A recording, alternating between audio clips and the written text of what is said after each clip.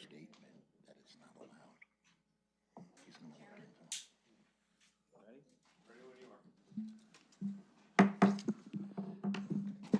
Date is February 10th at 7 p.m. This is our regular scheduled meeting of the Township of Fairfield Planning Board. Steve, please take the roll. Mayor Galise. Here. Mr. Gasparini. Here. Councilman LaForgia. Here. Mr. Spila. Here. Mr. Perrino. Mr. Palafonte. Mr. Dutcher. Here. Mr. Castelli. Here. Mr. Latimer. Here. Chairman Cafone. Here. Can everyone stand for the Pledge of Allegiance?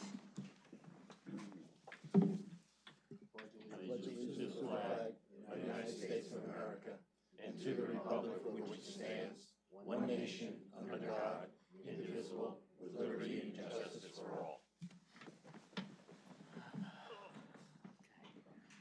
Adequate notice of the time and date of this meeting was posted in the lobby of the municipal building and delivered to the Star Ledger and the Progress newspaper.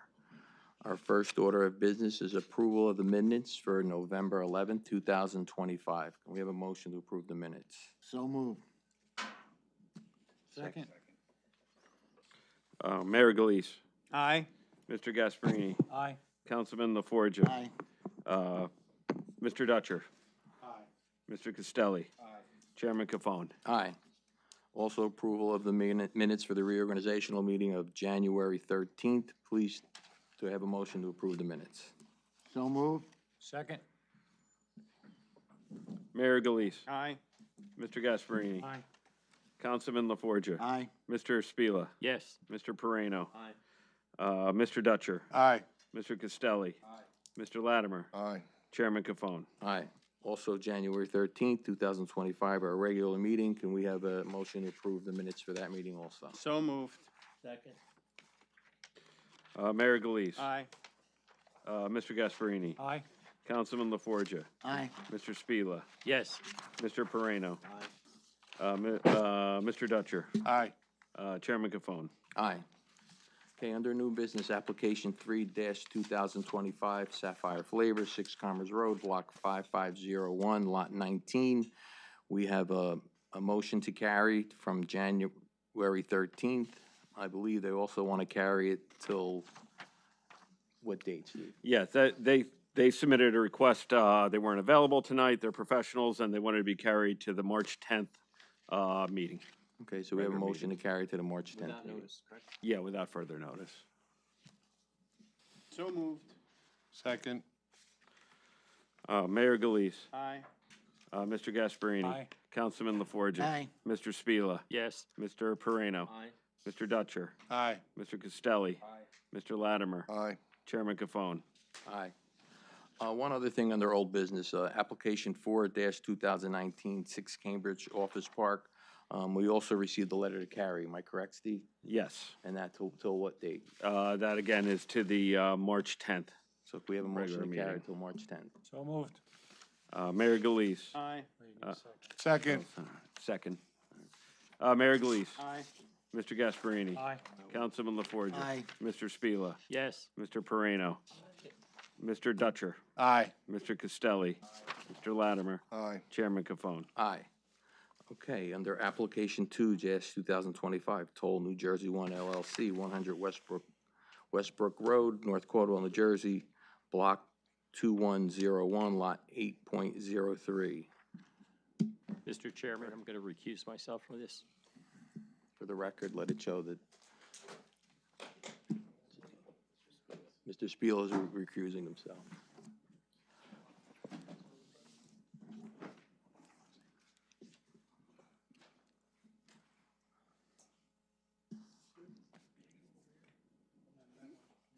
Also, for the record, we allotted 2 hours tonight from 7 to 9. We have another item on the agenda and we need to address. Thank you, Mr. Chair. Am I on? It's got a Lights green on, light, you're on. but I feel quiet. I was gonna say, first time ever maybe. But anyway, thank you, Mr. Chairman. We appreciate you allocating the time to us, and we do know you have other matters on tonight. So thank you very much. You're welcome. Okay. The other one's gonna fall. It's gone. Good catch. Saved by the bell.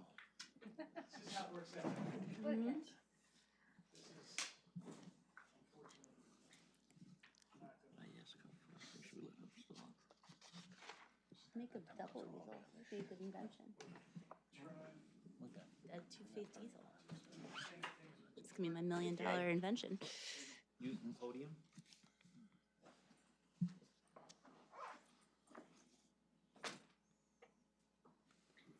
That'll help it. Good engineering solution. Very good engineering. Yeah, very good, Mr. Petrie. So I defer to Mr. Petrie on engineering matters.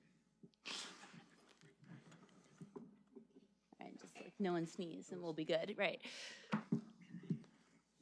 Okay. We're good. All right.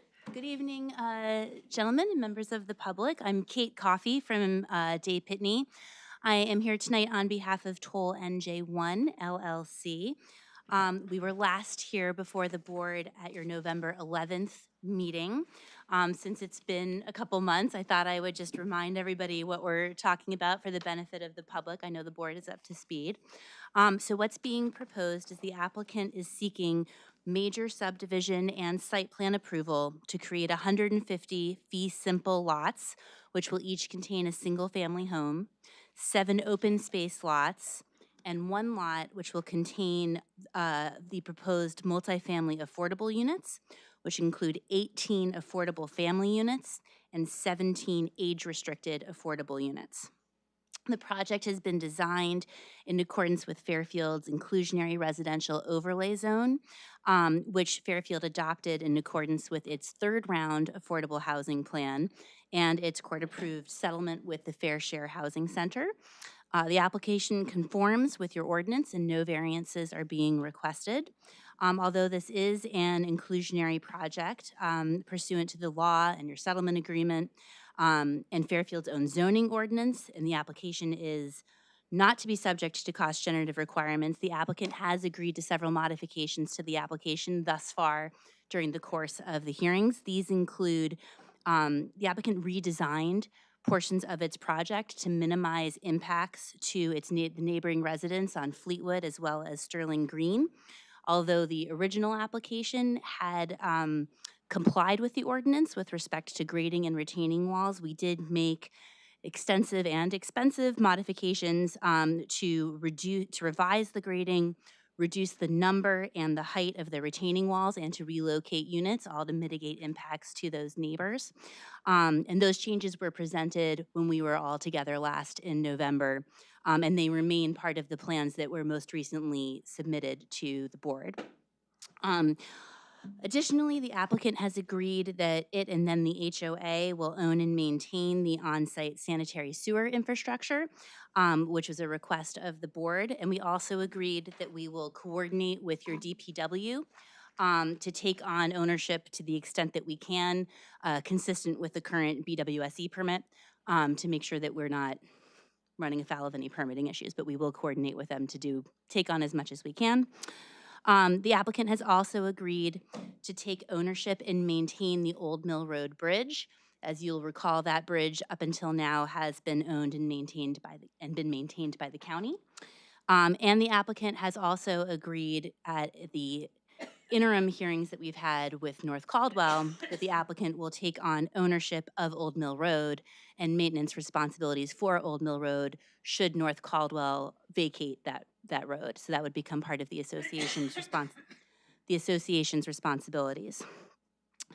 In addition to that, we also just submitted a updated set of engineering plans. You'll recall when we were together in November, the board had asked us to update our engineering plans to include all of the changes that we had agreed in our testimony we would incorporate. So those are now reflected on the plan set as well, and we'll be providing testimony on those this evening. As you will recall also, when we were together in November, we spent a lot of time talking about what coefficient should be used in our stormwater management plan for the property. And for those of you who didn't find it as riveting, I'll remind everybody what we were talking about. which was a question as to what coefficient should be used for the stormwater management plan. The original plans that the applicant had submitted used what the kind of shorthand is an open space coefficient for the plans, and your engineer had questioned whether instead a meadow coefficient should be used. And the board indicated to us that it was not comfortable proceeding on the plans as they had been drawn using the open space coefficient until it had heard from DEP that that was the proper coefficient to use, or alternately, the board said you can revise the plans to go to the meadow standard. So we are pleased to report that Mr. Petrie submitted an inquiry to NJDEP on November 12th, and he received confirmation on November 18th that the open space coefficient is the appropriate coefficient to use, and that's the one that had been in the plans from the outset. So that issue, we're all on the same page now in terms of what coefficient we're using. At this point, the board has heard testimony already from our architect as well as our traffic expert. I will note one item from the architecture testimony that we had, which I think was in November. There was a question about the trash enclosures associated with the affordable homes. And I did go back and take a look at the zoning ordinance, and it does explicitly permit trash enclosures to be located outside of the affordable buildings.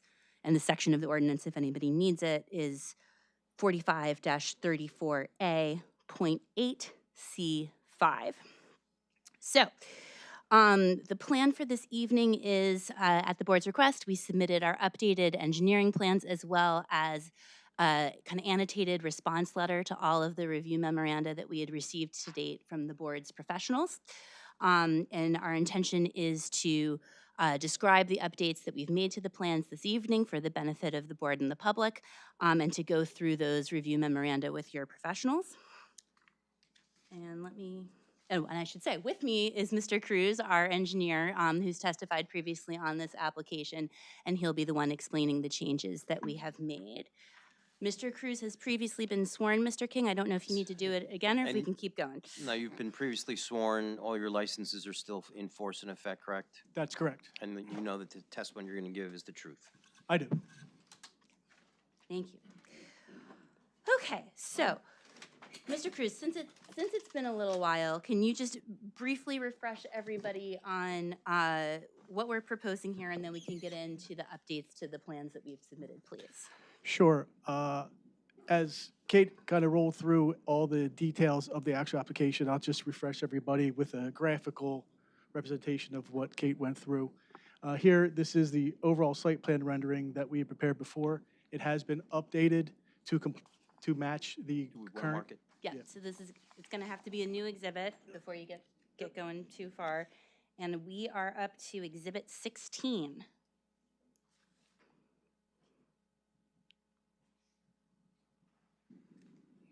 Okay.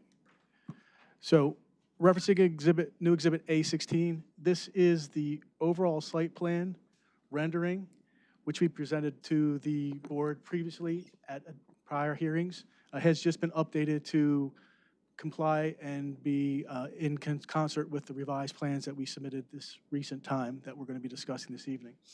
As you can see, everything remains consistent with the original layout and the original overall program for the project. You have 150 single-family homes throughout the development. The road network remains the same as the prior layout. You have the 35 affordable units in a separate lot, separated into two buildings, 17 and 18 unit buildings with parking. That remains in the same location and the same layout. And you also have a singular access to Old Mill Road out to West Greenbrook Road over what we've talked about before, the Old Mill Road Bridge / culvert. And as we had added to the plan when we were here in November and discussed in detail was a additional emergency access through the southern portion of the property to connect into the existing access drive to the adjacent commercial parcel located to the west, which provides access both out to West Greenbrook Road and also out to Passaic Avenue. The additional emergency access for emergency vehicles only, and not any vehicle, is out of basically the eastern portion, or the southern portion. and that leads out to Fleetwood Avenue, and that is consistent with the prior program and the prior documents submitted to the board. Mr. Cruz, I'm going to interrupt you. Yep. I was off on my numbering. This should be A14, if you don't mind updating it. I apologize. But otherwise, later I won't remember, and I'll panic and say, like, what happened to A15? So, thank you. No problem. So, in addition, there's the irrigation pond at the northeastern portion of the project, and 2 stormwater management basins located at the western portion of the project. Those, again, stay in the, the exact configuration that was presented when we were here in November. And the remainder of the project itself stays in the configuration that was discussed in November. Also in November, along the western border boundary between the office area and the Sterling Green residential development, we had done, as Kate had mentioned earlier, a significant amount of regrade to eliminate walls, minimize view sheds, provide significant additional landscaping along the common boundary. That all stays as consistent with the prior documentation and the prior plans that we discussed on November 11th. Everything in that area is consistent with prior testimony and also prior design that we detailed on November 11th. So what we're talking about as a kind of new visible improvement or addition to the plans that you've seen before that we last discussed in November is fairly minor when looking at it from a 2D perspective. I'm going to interrupt you. When you say visible, you mean if you were a person like standing on the property, what you would perceive as a change. Is that what you mean by visible? I mean, on the property and also looking at the exhibit from the 2D perspective. Okay, thank Sorry. you. Yes. That's what I want to understand. Yep. So in this perspective, what has occurred and would be different from the last rendering would be we added a centralized mail kiosk for mail delivery to the 150 single-family homes up here in the northwestern border. And we've also refined some of the wall location along the units that are in the southern portion of the project. We've actually eliminated another smaller wall there to help, again, with more visibility and grading in that area. And those improvements are most notable on this updated exhibit here, which is A16, A14. Internal to that, there's also been other modifications slightly with the retaining walls and grading internal. Those are consistent with the November 11th plans and documentation that we submitted and continue to run forth in this new version of the overall site rendering and plans. Excuse me, mail for the whole community will be in that one spot? The mail kiosk at this location along the northern border is for the 150 single-family homes. There'll be separate mail locations internal for the affordable units. Right, but the homes would all be up in that one spot. That's correct, yes. Will there be a parking area in that spot for people to get their mail? We haven't proposed an individual parking area because there is on-street parking in this stretch of roadway. But we can, if the board does so desire, to add a couple of additional parking spots there designated for the mail kiosk. I mean, 151 homes, I would think maybe you would need a few parking spots other than on the road, especially if it's snow covered or, you know, bad weather or things like that. Don't know what makes you think about snow right now, Mr. Chairman. I know. The other thing that we're going to suggest is you probably need to have ADA access to those mailboxes. So accommodate that in whatever you work on. Yep. Understood. As Kate had also mentioned, in the area along the western boundary, we have incorporated stormwater management upgrades and design when we were here last time in November. Those all remain consistent. She had mentioned that we've had confirmation about the surface cover type, so that's allowed us to finalize the stormwater design and update the other stormwater management features throughout the community, knowing that we're in a consistent agreement now with the overall surface type. And we are moving through the final design process, as you can see with the plans, and ultimately, once we're comfortable and the board's comfortable that this is say like the last iteration of the revisions, then we're going to apply to the DEP for the next stage of permitting, ultimately with the New Jersey Department of Environmental Protection.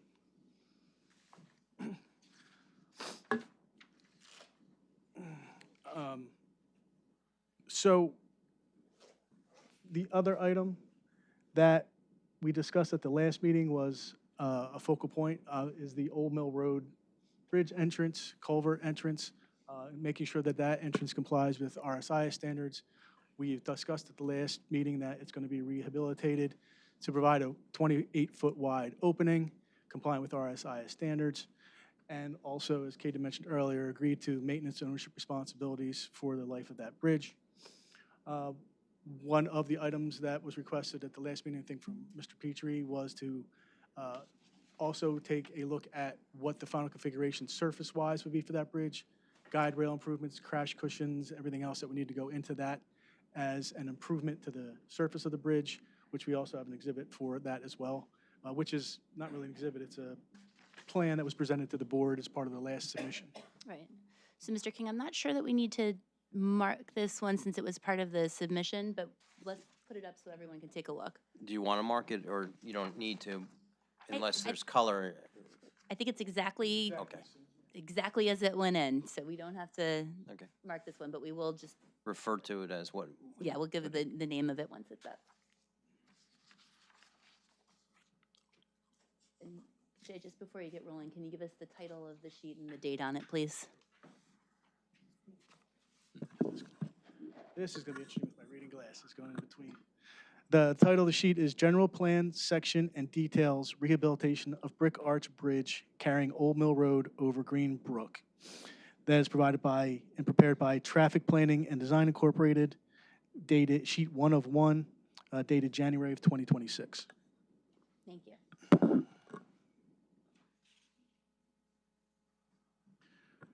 So this plan prepared by TPD for short is the overall proposed improvements to the actual surface or structure of the bridge that you would see visible above grade.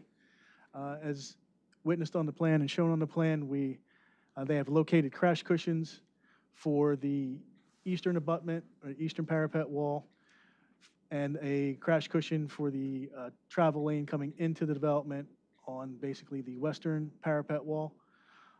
Other improvements include reconstruction of the parapet walls to provide additional repointing and additional maintenance to the existing brick itself. And also, basically, if you look at the cross-section, is providing a additional new concrete reinforced deck to provide some additional structural integrity to the existing culvert bridge. Then again, as discussed, the dimensions of the opening, once reconfigured, is 28-foot width minimum, which complies with the residential site improvement standards and provides the accessible movements into and out of the project. I don't want to butt into your testimony, but I'm going to butt into your testimony. I have concerns with the bridge design. We have abutments that have no setback from the curb. And the DOT bridge standards suggest that they should. Now, there are instances in rare cases when it cannot be accommodated, there's a different wall type that one would have to use. I don't know if that abutment would need to flare out from there, because I think the crash cushion is wider than the wall section, and therefore would overhang the curb, because it's the alignment of the curb and the alignment of the wall are the same thing. So basically, you come down to a wall, and there's a curb that's coming down to it. The curb's got to stop to put in this crash cushion. Crash cushion's wider than the wall. He also left the driveways where they are. There's 0 sight distance because the walls are going to block the sight distance. There's no turnaround in the existing driveway. And he does call for the drainage at the low point to be taken away. And your profiles for that road don't extend out to the right of way, because you're saying we're doing nothing, but he's showing that the low point right as you're coming down the hill before you get to the bridge, drainage comes out. It's got to be coordinated. Just, you guys got to all like work through that, because this, in my opinion, doesn't work. It's not gonna be safe for vehicular traffic. That's my concern.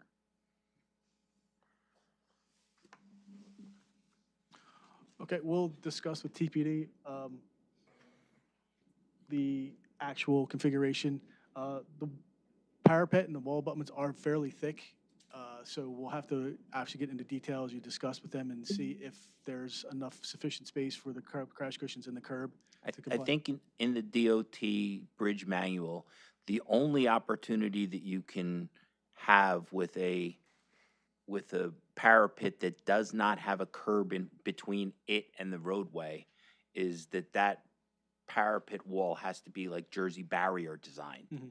so that it literally kicks, if you hit Right, it, it kind of kicks the people back out into the road. And it's not. So I don't know how that affects it. I don't know if that structural slab can be extended beyond the face of the existing bridge and a curb put in place so that keeps the travel lane over the bridge, and what extends is just cantilevered. I don't know, because he's got this structural slab. I don't know. I don't want to design it for him. What we end up with here is safe for vehicular traffic. That's my concern. Thank you. We'll take a look at that. Not a problem. With that discussion of the Old Mill Road Bridge and traffic, we did discuss about the overall traffic to the site, construction, as Katie mentioned earlier. Just wanted to re-clarify about the traffic over the Old Mill Road Bridge during construction and after construction. We had discussed a bunch of items at our prior hearings, that the heavy construction traffic, when the original earthwork and moving and heavy site improvement work is going on, will all be coming in through the main access bridge to the golf course. That will also be rehabilitated. That's in North Caldwell. You said what I was going to ask you, just to clarify. So that when you're talking about the main access bridge, Sorry. well, you explain where the main Right. access bridge is, please. The main access bridge is the current existing access point to the golf course off of West Greenbrook Road in the North Caldwell section of the golf course and development. That would be the main access point for the heavy initial construction activity for the project, because we're going to have heavy construction and site improvement work going on both sides of the redevelopment project, the North Caldwell section and Fairfield Township section, at the same time connected. Once the heavy construction is mostly done and complete, then the Old Mill Road will have its rehabilitation done, and there will be some continuing construction traffic for construction of the homes within the Fairfield portion, traversing the Old Mill Road Bridge and culvert. So just for the resolution, your movement of soils will be out West Caldwell? North I'm sorry, North Caldwell. Correct. Okay, and then the old mill bridge will just be lumber trucks coming in? Yeah, it'd be related to any improvements mainly related to construction of the actual individual homes themselves. But And- how about the block materials? Is that going to be coming from the Caldwell section or? Excuse me, Mill. what block material? The block, your walls, that'll be all West Caldwell, correct? There'll still be some construction equipment. Most of the walls for construction of the homes is poured concrete. So there will be still some concrete trucks coming across the Old Mill Culvert to help with construction of the individual units. After the completion of the project, is that bridge going to remain, or are you going to dismantle it? The bridge will remain in its rehabilitated form after the job is constructed and occupied. So the concrete trucks and the lumber material, all that is going to be coming through North Caldwell, none will be coming through Old Mill Road? No, You're building the homes. yes, that's what I was just discussing, was that will come through the Old Mill Road culvert. Oh, I thought you said the construction trucks were coming through North Caldwell, the concrete trucks were coming through North Caldwell. Heavy, when I talk about heavy construction equipment, I'm talking about the original site improvements. When you're mass earthwork for the site to get the site to the proper grade, when you're installing heavy utilities like the stormwater management, constructing the basins, which will be done first, all that initial site work with heavy scrapers and earth moving equipment will be coming through the main entrance in North Caldwell. After that is wrapped up, then continuing with construction of the individual homes, there will be traffic through the Old Mill Road Bridge culvert to help with construction of the individual homes in the Fairfield portion. And your inherited Old Mill Bridge is going to be, it's certified to carry those concrete trucks coming in. If you're pouring, I'm assuming there's lots of concrete trucks traveling back and forth. Yes, and there's been updated analysis reports and updated evaluation of the bridge structure to confirm that what we propose to do will allow the bridge to remain adequate and support the loads that will be coming into Fairfield. May I, Mr. Chair? Yeah. My only concern is the lumber trucks and the concrete trucks coming in at Old Mill as it relates to West Essex. You know, those deliveries are gonna happen in the morning. You know, that's a traffic nightmare as it sits today.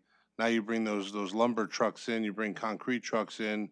I mean, you know, kids are racing to get to school as it is, and, you know, I don't know if you're better off maybe using that main entrance even for that, because you can come down from another way as opposed to coming up East Greenbrook.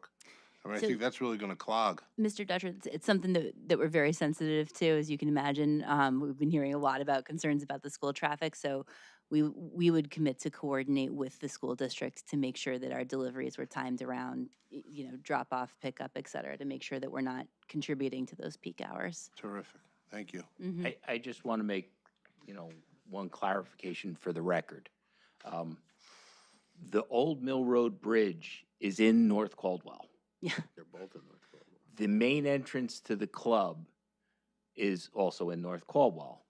So if we're going to refer to them as the Old Mill Bridge and the Timber Deck Bridge, that's the one that's the main entrance to the club, that might clarify things a little bit better than the North Caldwell Bridge and the Old Mill Road Bridge, because the Old Mill Road Bridge is technically in North Caldwell.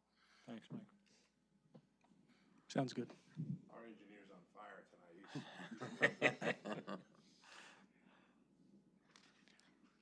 Okay, so with that, that kind of wraps up the addition and the additional improvements that we were proposing from the last time we met in November that are kind of visible, as we talked about, from a 2D perspective and looking at the site. Obviously, as you witnessed in the 55-page response letter, there are a lot of other items that went into the revised plans that are, I would say, more technical in nature, with changes to pipe depths, manholes, inverts, pipe slopes, all that, which isn't really a visible change to what you would see on the concept plan. And we can go into those depending on how the board wanted to approach it. I understand in going through the letter. But those are all the other revisions that we had made between November and now at the request of the board to keep moving the project along. So would it make sense, our thought was maybe we'll start working off of the response letter that we submitted and we can go through the changes, and then if there's items that everyone agrees are satisfied, we don't have to dwell on them and we can just move on to the next comment. Does that make sense in terms of a way to be organized? Yes, I just had two questions I sure. wanted to ask you. So Of I know course. you had spoken about the sewer, and I know we had spoken about the water utility Mhm. in the past, and there was talk about who actually is going to own the water utility. Can you just elaborate on that a little? Sure. So our understanding is that your DPW is the permitted party for the discharge. So we don't know whether we can take we don't know whether we can take ownership of the lines without frustrating them being the permit holder for the entirety of the town. So what we've agreed to do is we'll take on the maintenance, which we said we'll do. We don't know whether we can be named the owner of the pipes without messing up the permitting. So that's what we still need to figure out. But either way, we've agreed to take on the maintenance associated But with it. that'll be worked out prior to this agreement. Yeah, they're gonna take maintenance at the property line. We'll hand off the water and everything inside infrastructure is all theirs. So our Water, sewer, storm, everything. our water meter will be at the property line, or each individual home will have a water meter? No, each individual home will have a water meter. There'll be our water meters? There'll be water meters that they purchase from the township. Right. Okay. Got it. So in the event that a water meter needs to be maintained or a curb box needs to be replaced, it'll be done by us at their expense? No, it'll be maintained through their private association. So, correct. And just, I want to say, we have reached out to DPW twice to try to understand the ownership question more. We've not had a response from them yet. But either way, to your point, we've agreed to take on the maintenance associated from the property line inward. And I do agree with you, Mr. Gasparini, that I think our expectation is the individual homes would have their own meters because they'd still be Correct. billed for their water usage, of course. And then in terms of meter maintenance, I would think that it would either be the association or it may be the individual homeowner, depending on how it's handled elsewhere in town. But either way, it wouldn't be the town's responsibility, to your point. It won't be the town's, is that what you said? I said it will not be the town. Right. I'm agreeing with you. Yeah, yeah, no, it's fine. I didn't hear you, Yeah. the last part. that's Yeah. all. Yeah. And- See, it is quieter. I'm not I know, I'm what not happened? crazy. Is this a new year for you, or Sorry? is You it were- a new year for you? No, You're taking it believe me, down a that was notch? not my resolution. Anyway, One other question. The easement on the property that goes for the emergency vehicles out to East Greenbrook and to Passaic Avenue, in the event that that property sold and used for a different reason, will that emergency exit still remain? yes, so It's in that's it an will be in easement that's, perpetuity in their deed? yes, it's recorded in title. So it runs with the land. Okay. So even if the building were sold to another owner, it's sold subject to that easement. Or redeveloped in some manner? Right, they would have to get our consent if they were ever, or the homeowners association down the road, if they ever wanted to discharge it, and that would require us to come back to you, it would be a mess. Okay. So I don't see that ever happening. But it can't be unilaterally discharged, and it does run with the land. Okay, thank you. Mhm. So you can All right. continue. So, Mr. Cruz, why don't we take it from the top, sort of, in terms of your response memo, and for those who haven't had a chance to look at it, so this is a letter from ESC Consultants dated January 29th, and the way that it's organized is it goes through each of the review memoranda that we received from your professionals, kind of comment by comment. So I'll let you kind of talk through them, Mr. Cruz, rather than me reading them out, and then I would say just stop us if it's something that we don't need to dwell on because everybody's satisfied with how it's been addressed. Does that make sense in terms of the approach? And there may be items that the engineer hasn't had time to Yeah. review, so he'll tell you that as well. That's great. And you have Burgess Associates' latest revisions. We do have that too. I'm not sure that it makes sense to lead with that. Why don't we Yeah, no, fine. why don't we go through the ones we have addressed and then we Yeah. can get to the new frontier from there? You got it. Sound good? Okay. Sounds good. All right, so the first correspondence that we had responded to was the Traffic Safety Bureau review from the May 21st, 2025 correspondence.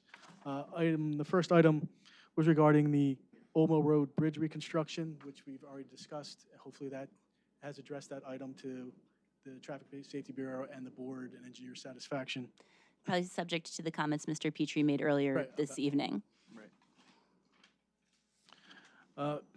Item 2 is regarding the additional traffic studies to be conducted once the project is complete. However, that is not a need to produce additional traffic studies once they're complete, since the traffic studies that we perform initially include future build-out, so that we're not proposing to do any additional traffic studies once complete. Well, I think the point of the Safety Bureau is that, and I don't know that I disagree with them, is that the traffic studies are based upon your traffic engineer's opinion and his professional experience, and certainly, I'm not doubting Mr. Penke's professional experience, but I think what the Safety Bureau is looking for is to ensure that when it's finished, it works like Mr. Penke says it's gonna work. So I don't know that the applicant is able to commit to doing additional traffic studies. That's unusual in the course of a normal application, final build-out. I think that the conditions will likely speak for themselves. If it's not working, we'll all know. And of course, these are county roads, so the county would also be studying them, but the applicant's not inclined to do post-construction studies. Well, I know that we've had larger projects where we've had to do them in the past. I'm sure Mr. Cruz has too, but we'll take that under consideration. I think it's one of those issues that we've had a good amount of discussion about traffic, and I don't think that that's a minor issue in this instance. And we recognize the fact that the intersection is in North Caldwell, and North Caldwell's board may have more to say about it than this board does, but if it, to the extent that it affects the residents that are going to be living in Fairfield and trying to get in and out, we want to have safe and appropriate means of access. You also agreed to Title 39 in our local ordinance for overnight parking on Yes, streets, we- correct? we- Just wanted we- to mention that. We've agreed on the record before, and we continue to agree. Okay. We agree to provide Title 39 in the overnight and comply with your overnight parking ordinance. Thank you. Okay, the next comment is regarding having only one side of the street parking to allow for better access. In this instance, all our roads, other than the main entrance leading in through the Olmo Road Bridge, are 30 feet wide and complying with RSIS standards for two-way access, which is consistent with the standards and proposing to maintain the two-sided parking for those 30-foot wide roadways. And we agree with that statement.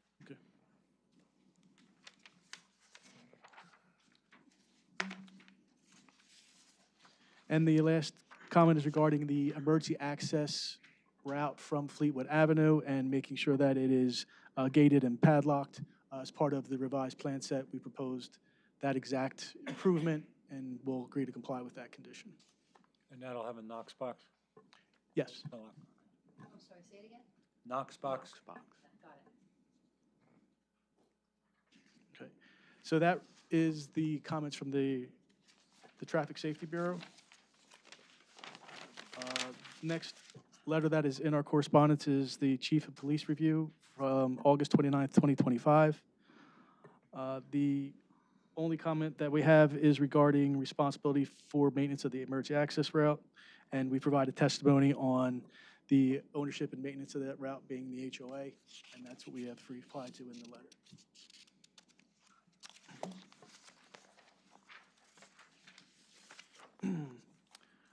The next response is the Fire Prevention Chief, Fire Chief Review. This was the correspondence dated August 7th, 2025, although we understand there is a new memo that was issued February 5th, 2025, which has scaled down the comments to 3, which is adding 2 notes to the drawing regarding the 24-inch wide aisles, and also some additional notes regarding combustible material within 18 inches of the actual foundation. We'll agree to add those notes. The last item, which is regarding the fire truck maneuverability, I actually had the opportunity to talk to your fire chief, Joe, this afternoon, and I think what is going on is we're showing all our dimensions for the fire truck on our plans in feet and decimal points, where the information on the actual specifications from the township are in feet and inches. So we're going to make sure that we show what fire truck he's provided to us. It does comply with what we've already submitted and already shown on the plans, and make sure that's consistent so he's comfortable. Jay, just a suggestion, go through your traffic turning plans and take a good look at them, because there are areas where both the fire truck and the refuse truck go through parked cars and through refuse areas. It just, the templates that were submitted don't work. They show it doesn't work. Yeah. So I think, and part of what we run into there, Mike, and we'll have to take a look at it in detail, is, I know, sorry, we get this comment a lot, is for the maneuverability plan, we end up showing the maneuverability of the bucket, the overhang, which, when that shows, it's going over the cars in some instances, which is elevated. So it's not actually impeding the fire truck, it's swinging over, but we'll take a look and make sure that that's not what's going on in those instances. And if it is, we'll make sure to spell it out. Okay, cool. Also, Jay, real quick, I'm not sure, did the fire chief also request that you provide, verify that the weight of the truck and it's adequate? You got a culvert and the bridge and everything. Yes, the 74,500 pounds, we'll make, that's going to be on the plan as well, and that's part of the overall review of the redecking of the Old Mill Road culvert to make sure Okay. it can support that load. Okay.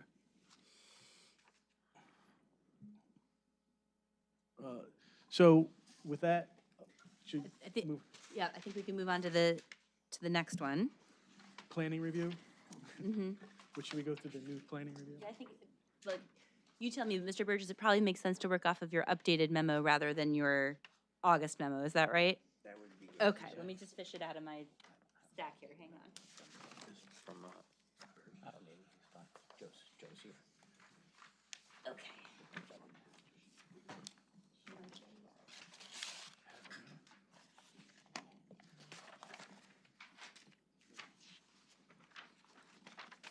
Of course.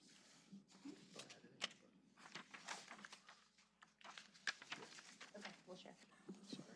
Okay, it's all right. I'll get us going. Wait, is it right here, orange?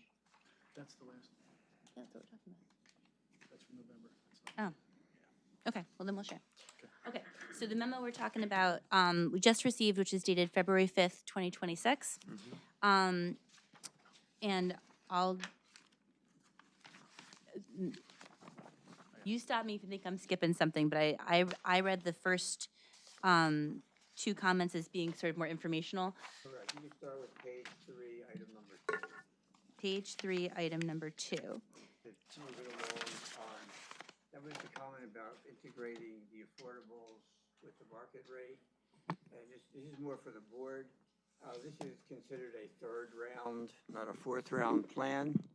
So consequently, in the third round, the regulations encouraged integration but didn't require the affordables to be integrated. With the fourth round plan, which we'll talk about later tonight,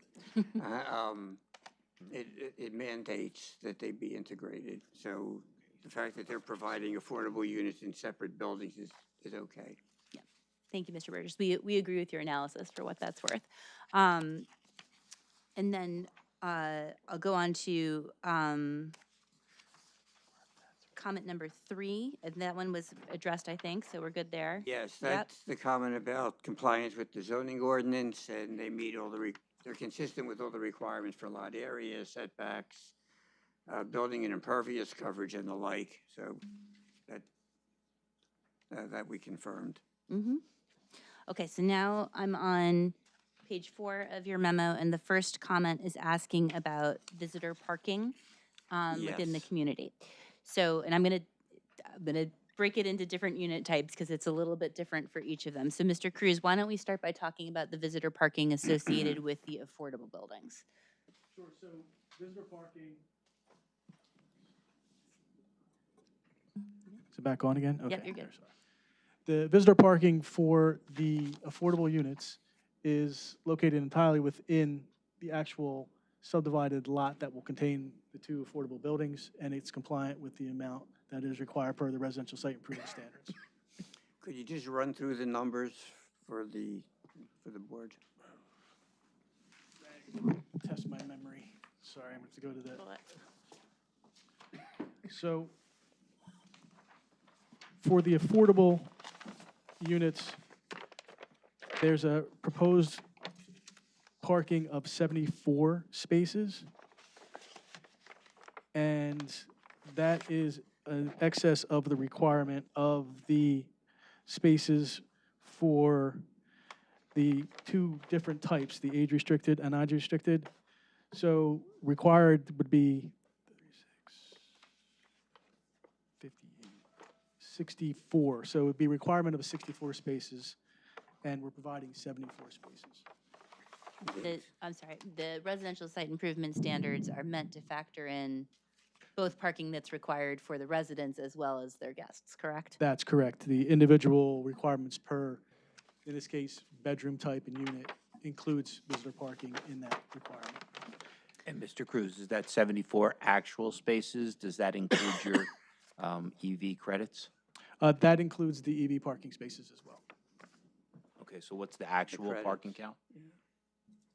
So this 74 would be the total. The EV space would be included in the 74. Okay, So I'm gonna, physical spaces. right, so, Physical. right, spaces that will exist in real life to park in, the number is, 74. got it, thank you. Just to be, I know it gets confusing. Okay, so now let's talk about how visitor parking works for visitors that are visiting folks that are in the single-family homes. Sure. So visitor parking, as we referenced earlier, is included in the overall parking requirement per individual single-family home. In this case, with the two-car garage, two-car driveway setup, you're afforded 3.5 spaces for each individual single-family home, which includes visitor parking. Also, as we referenced earlier, our roadway network internal to the project is 30 feet wide, which allows for parking on both sides of the road. Understanding we have tighter lots here, there's smaller frontages, so there's potentially limited restricted areas in front of each home, although there is room between each driveway. We do have large stretches of road area which does not have housing which fronts on it. As you enter in through the Old Mill Road entrance, there's parking restricted on one side, so there is still parking on one side of the road.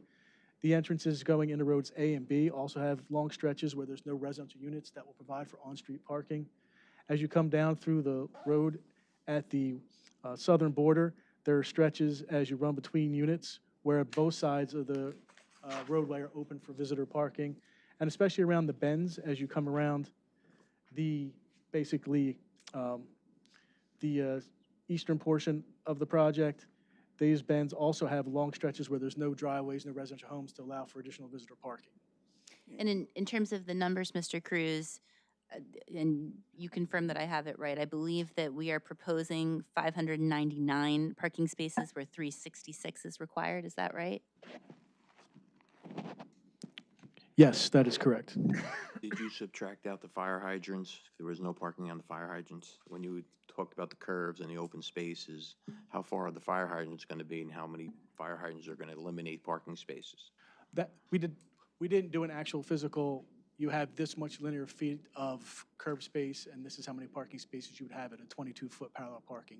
So we can do that and apply that to their job, but with just the parking we have with the single-family homes, we're compliant with the requirement of visitor parking and resident parking. I'm sorry, So- we started talking about the building parking area, correct? And now we're talking about parking on the single-family areas? Correct. Correct. Did we get the parking resolved over there yet, by the apartments? We did. Yes. Do you need Okay. the numbers again? That's 74 spaces. I just have some questions about the parking, which were addressed at our last meeting, which I'd like to bring up again. Is Okay. it now, should we do it now, or should we discuss it later? When it's in your notes? Let's do it. It'll be in your notes later. We can wait. Well, I mean, we're talking about it. Let's do it, yeah. Okay. We discussed extensively at the November meeting, the individual parking spaces for the apartments in both buildings. And I believe it was Mr. Santola who testified that they don't usually have buildings, individual spaces for these buildings in some of their other buildings. Right, that they don't Assigned assign parking spaces. spaces, correct. Assigned spaces. And it was our feeling that there should be assigned spaces for these, each apartment. Each apartment should have an assigned space somewhere in the vicinity of their building, especially for the age restricted also. They should all have an assigned space to their apartment. And it was kind of brushed over in the response packet as far as not even commented on. So are we to take it that you just choose not to do that? Well, so the response packet was responding to comments that we received from your professionals. So I don't think that was a comment that was actually in the packet. So it's not that we're brushing you off. Okay, I just want you to okay. understand. All right. It was rather that we were responding in writing to the comments we received That's in writing. That's fine. So I don't want you to think that your comment wasn't important to us. Of course it is. I think that the testimony that we provided at the last meeting was that in the applicant's experience and including in Woodmont's experience, Woodmont will be the landlord for the affordable units, that they do not assign parking spaces because they find it to be unnecessary and they find that the flexibility that it affords the residents is appreciated. And I won't rehash everything that Mr. Santola said. Oh, he's here. I didn't even realize you were right behind me. Just in case. So I'm Uh, still on the road, Mr. King. Yes. So I went back, actually, we discussed this with our Wait, I'm property so man. sorry. Can No, you just Steve give me your full Santola, name? Santola. And he reiterated that, very, very respectfully, that this is just a bad idea. If somebody gets a bad spot reserved, that's their permanent bad spot reserved. If somebody goes away for 2 weeks to visit their daughter that has a really good spot sits empty for 2 weeks. So we own, manage, operate like 4,000 apartments around New Jersey. Unless it's a structured parking facility that requires individual parking spaces, we never reserve spaces other than for handicap or very special circumstances. If you really want us to do that, we think it's a bad idea. Honestly, we do this for a living every day, but we would certainly consider it. Not intending to brush you off, but I went specifically back to our VP of Property Management, and I said, the board's talking about this, and his head almost popped off. So we can discuss it further, but I'm just letting you know what our thinking is. We need you to get closer to the mic. We're having trouble hearing. So we actually think it's a good idea because we've had complaints all over town about this stuff. So we think it's a good idea that every apartment has an assigned spot. Both active adult and market? Absolutely. Okay, that's all Every we'll do. apartment gets an assigned spot. Okay. Put that in the condition. I'm writing it down. Thank you for your consideration. No, you're good. I would have just kept talking. I didn't even know he was there. Thank you. Yeah, I looked. absolutely. I'm standing behind me on the monitor. Okay. I'm moving on from parking. Ready to go? Okay. So the next comment that you had, Mr. Burgess, was on the common amenities, and I wanted to clarify, none of these units, either the market or the affordables, are using any of the North Caldwell amenities. They're separate communities. So the amenities that are in North Caldwell are for the North Caldwell residents only. So it's not, I wanted you to understand, we're not making a distinction between the folks that are living in the affordable units versus the folks that are living in the market rate units in terms of use of the amenities. I'm glad you clarified that, because that's exactly what I thought the plans called for. It was not our intention. So it's, everybody's being treated uniformly within the Fairfield community. Aren't these considered one integrated complex, though? So the homeowners association, well, the affordable units are not owning units within the homeowners association. So there'll be the homeowners association, which will include the 150 single-family homes, and then there'll be cross easements and some cost sharing with the affordable units, which are rentals. And so the agreements will be between the landlord that will own the subdivided parcel that has the affordable buildings on it, and the homeowners association in terms of those easements and cost sharing agreements. Does that answer your question? Partially. Okay. Consistent with what you just said, Yes. what's the physical relationship between North Caldwell units and these units? So they share a boundary line, as you know, right? So the North Caldwell boundary is, and the municipal boundary line runs between the two communities.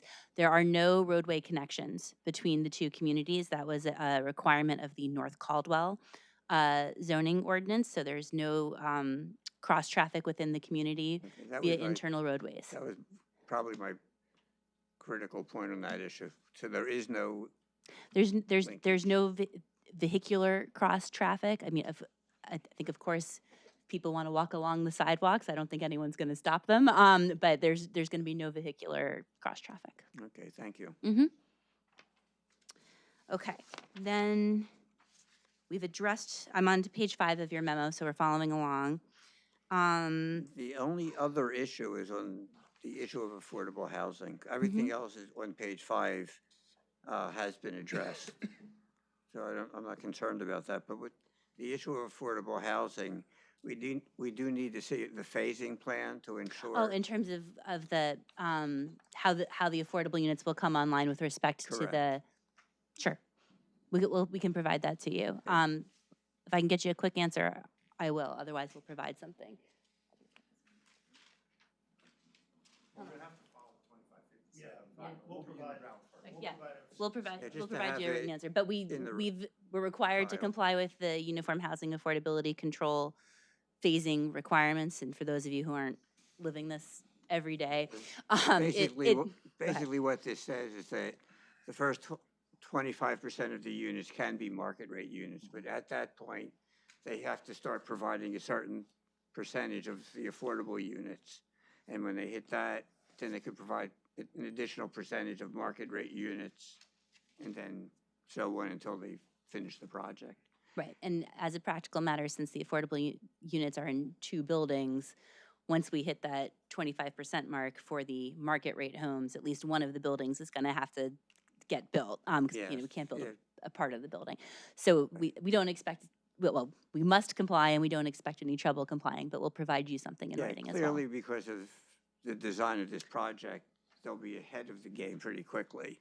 Right, well, we'll have to be, Yeah, exactly. And the reason for this regulation was that in the very first round of affordable housing, some people were starting to build their construction, and then they walked away from the project, and the affordable somehow never got built. So this, Are the affordable units specific units, or they could be any unit? Well, so they're all within their own buildings. Okay. So when, the way that it would work in the, using the phasing analysis, so we could build 25% in the single-family homes, and at that point, before we'd be permitted to get a certificate of occupancy and sell our next market rate home, we would be required to provide a certain number of affordable homes, but as a practical matter, we only have 2 affordable buildings, and we're not gonna CO only some of the apartments in one building, that would be silly. So you'll have one of the buildings at least come online at that 25% mark, because it has to in order to comply with the phasing. yeah, Is that in- the phasing is such that at 25%, when they build the market rate, then they have to build, I believe it's 10% of the affordables. But here, I think the smaller building was 17 units. Right, So. right, and so after that, Yeah. we'll be ahead of schedule from a uniform housing affordability control compliance perspective with respect to the affordable units being constructed in ratio to the market rate units, just because of the nature of the buildings. Thank you. Okay, That covers what's in our report. thank you, Mr. Burgess. So, I think for those that are following along in the ESE letter, we're up to page 11, which now corresponds to Mr. Petrie's memoranda on the project. And we're matching up to the most recent memo that we have from Mr. Petrie's office, which was dated November 7th, just for folks who are trying to follow along. All right. I think we're ready to move in. So the first items, and Mike will tell me if I'm right or wrong, it deals with the overall Olmo Road entrance, the width, the construction, and the detailing that we just provided, both prior testimony and we provided here tonight. So we believe that we comply with the comments regarding the width and the functionality, notwithstanding what Mike referenced here, that we have to go back and look at the overall crash cushions, curb layout, driveway layout to make sure that that is in accordance with his desires and also meeting DOT standards. Is that Yes, and obviously the parapet wall design. right? Yep. Okay. So going down through the remaining comments, now we're going through, starting with general comments number 1. General comments number 1 and 2 deal with I'm gonna pause you just Okay. quickly. So in that same development access section of the memo, I think comment number 2 was meant to deal with the secondary emergency access issue.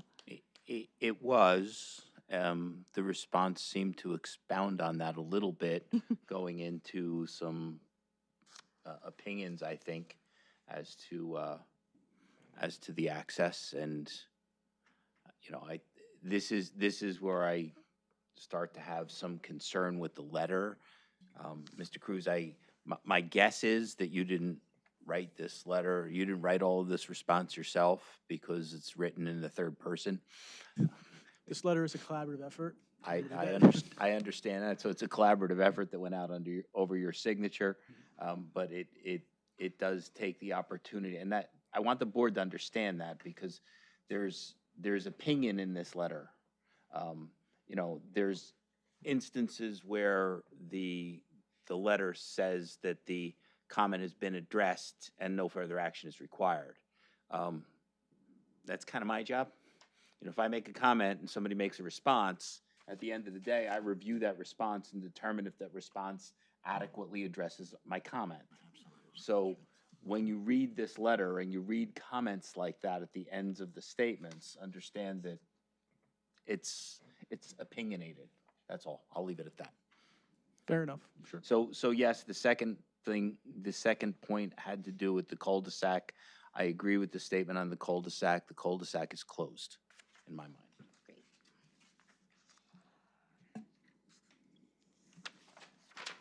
And the same thing with number 3. Thank you. Then moving on to general comments. General comments number 1 through 3 revolve around the 200-foot list and the graphical depiction of that. We've made sure to update and be consistent that all the properties also within both communities that are part of this application, North Caldwell and Fairfield, are shown on the map, and that the list of the 200-foot property owners corresponds to that map for anything that we're doing related to the proposed development. And in terms of the notice, we'll defer to the attorney on that. We have no issue. Our concern was that it splits the portion of the North Caldwell lot, and it notices and shows 200 feet within 200 feet within the portion of the North Caldwell lot that's being utilized by this development. I don't know legally if that's what the law says to do. I haven't experienced that in the past. I've had to notify for the entire area, but that's a legal issue. I'll leave it to you. So just for the record, we did notice from the North Caldwell lots as well. Otherwise, I can't sleep at night. So we did. Okay. Yep. And you have the affidavit already. So moving on to general comment number 4, we provide testimony, as mentioned earlier, about the HOA responsibility for maintenance, maintain roadways. And in this instance, we agree that no further action is required.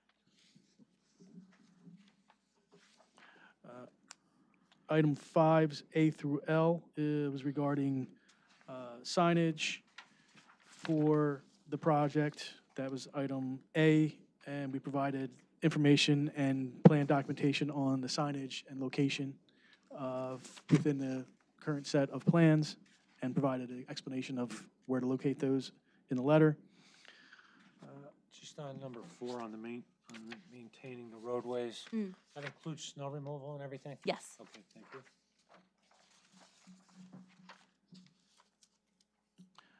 Again, back to item 5, now going into B. Wait. Oh. Let's make sure Well, we're all on the same page on 5A, because I don't want to. Agreed. Okay. Thank you.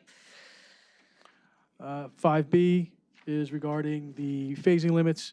We discussed in detail in testimony about the phasing of the project, the construction sequencing, the overall phasing lines, and provided detail here, so hopefully that's. And we agree and we understand that the phasing and the construction traffic is something that has to be coordinated with both municipalities and the county throughout the course of construction. So that's B and C. Yep. Item D, we discussed and we talked about briefly here as well regarding proposed community amenities for the single-family homes, which there are no formal amenities for the single-family homes. We agree, no further action required.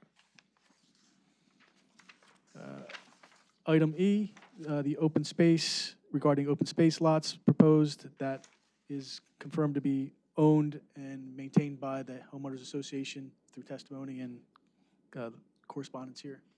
And again, we agree, no further action is required.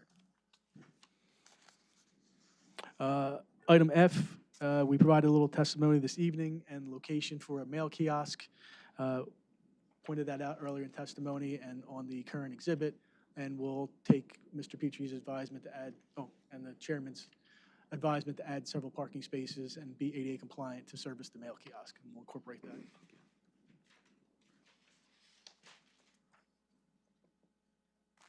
Is that Yes, well, Okay. we already had my comments on that.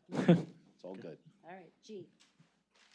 Item G is regarding mechanical equipment generators. There was prior testimony extensively during the architectural testimony about the location of those units, and we summarized that in the letter here to reiterate what was previously discussed. If anybody has any other questions or. And we agree no further action is required.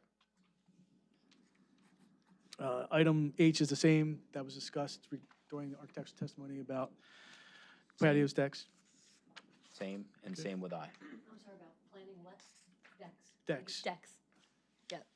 And Mr. Petrie, you said you're also closed out on I, is that right? That is correct. Great. Item J, we also, I think, touched upon briefly here and in prior testimony heavily regarding how trash be managed at the proposed apartment buildings and provided outline of some of the testimony and documented what we discussed prior. And again, I'll point out that I don't think that there's an ADA accessible path. And for the board's edification, from the age-restricted building to the refuse area is about 320 feet distant, which is a long walk with garbage. So, and I think we just have to ensure, first of all, we have to ensure that there's an ADA path. Second of all, perhaps we need to look and see if there's maybe somewhere closer that this could be located. Yep, we'll take a look at that. I'd like to add to that. Again, one of the discussions we had at the November meeting was about garbage chutes in the building.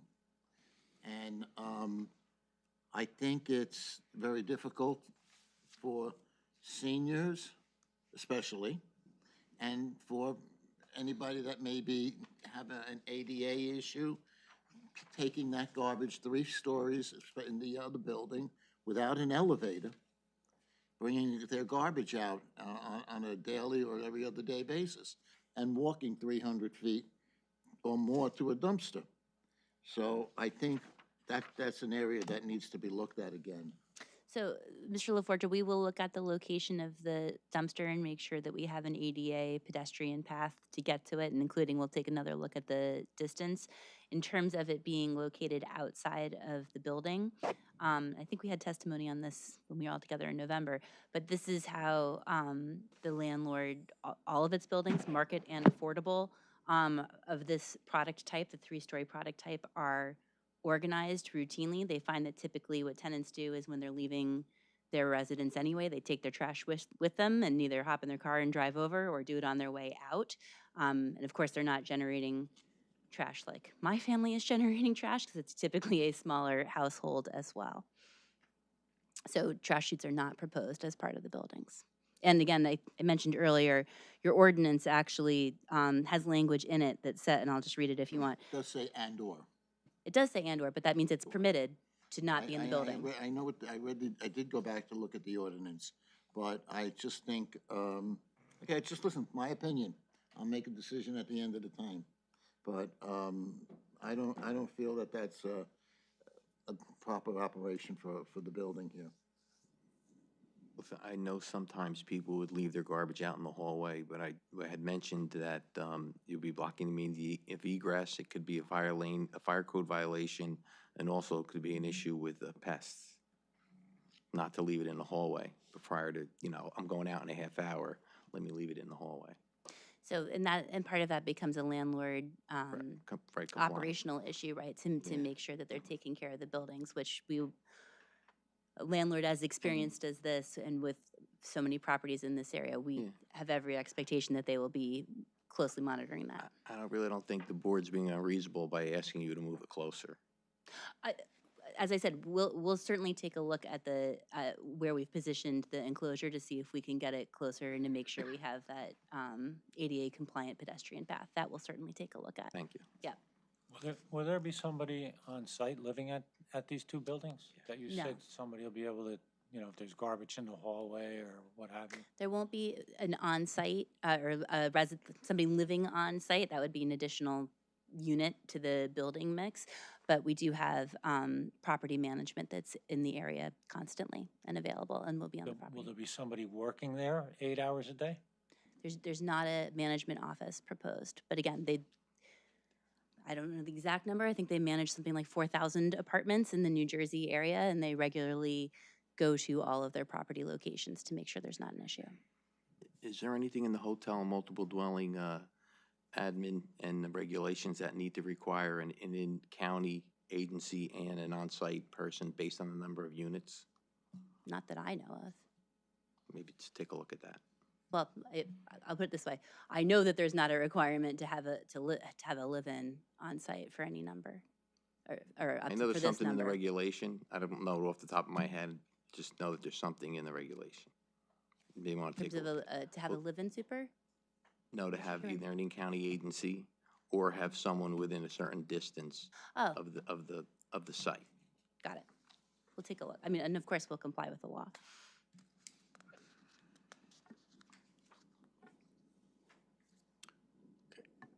Move on. Yes. Item K was regarding move-in and move-in operations.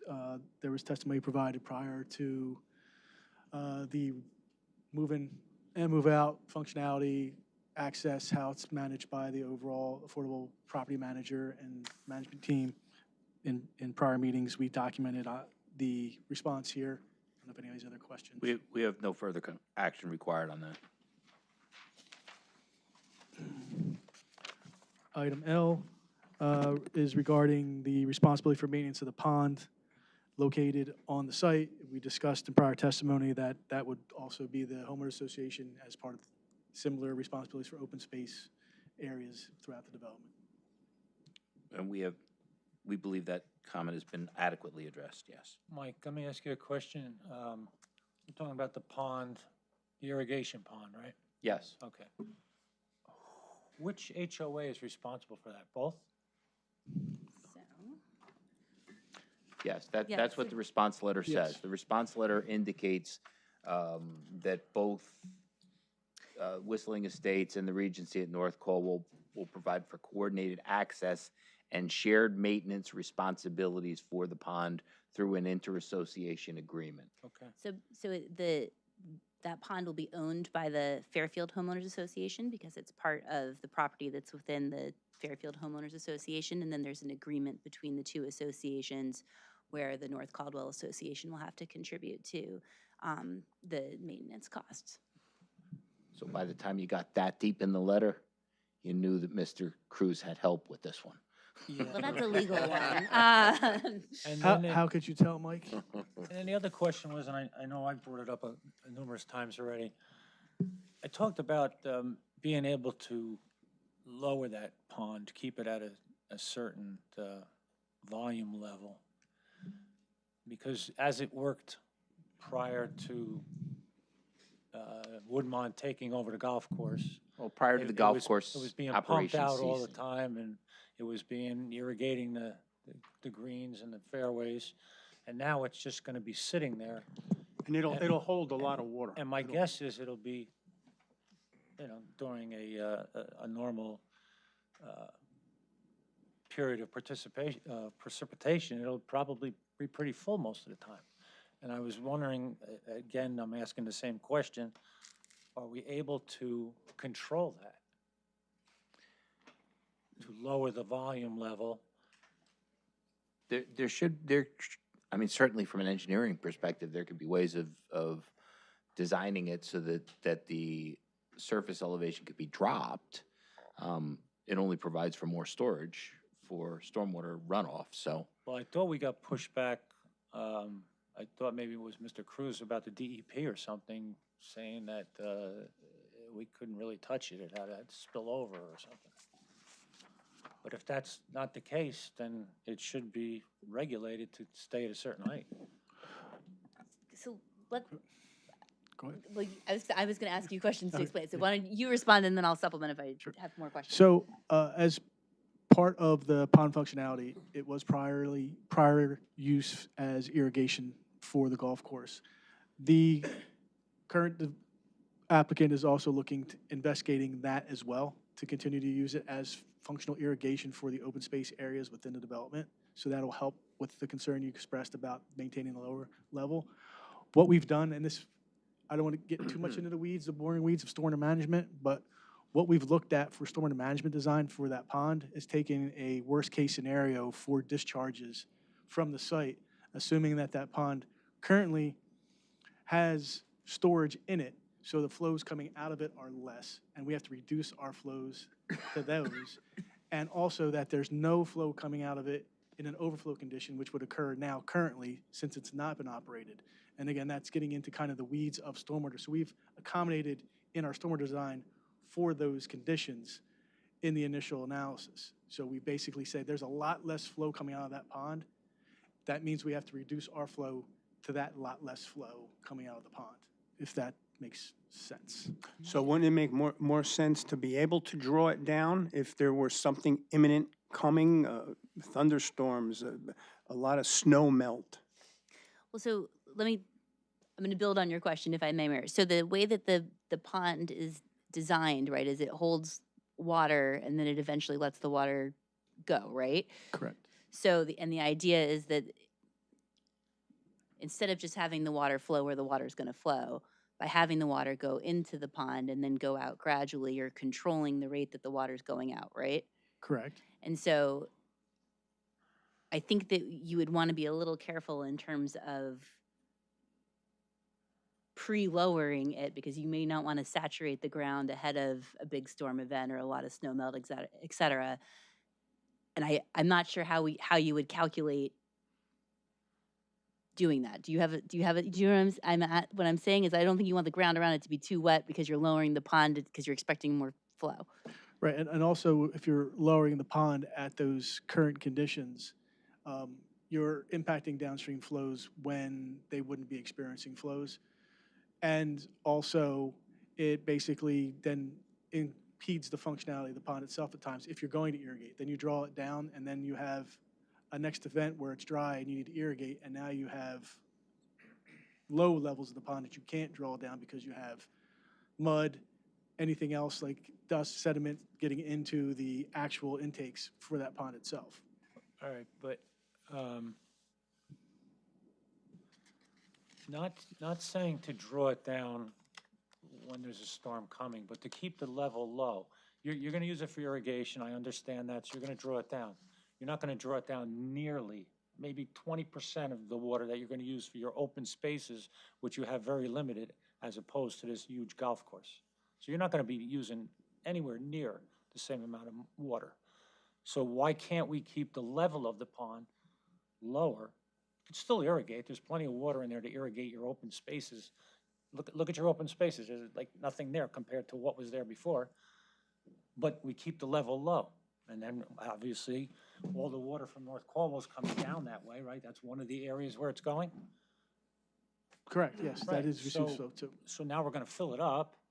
So why can't we have a bigger volume in there? And then when it gets to that point, it is a controlled discharge. We all know where it's going, but maybe it's not being discharged all the time because it's not up to that level and it doesn't have to discharge all the time. So, Mr. Cruz, this is really the first time that we're hearing about the possibility of reutilizing the pond for irrigation. So that's new, and it does Right. somewhat of what you're saying. Correct.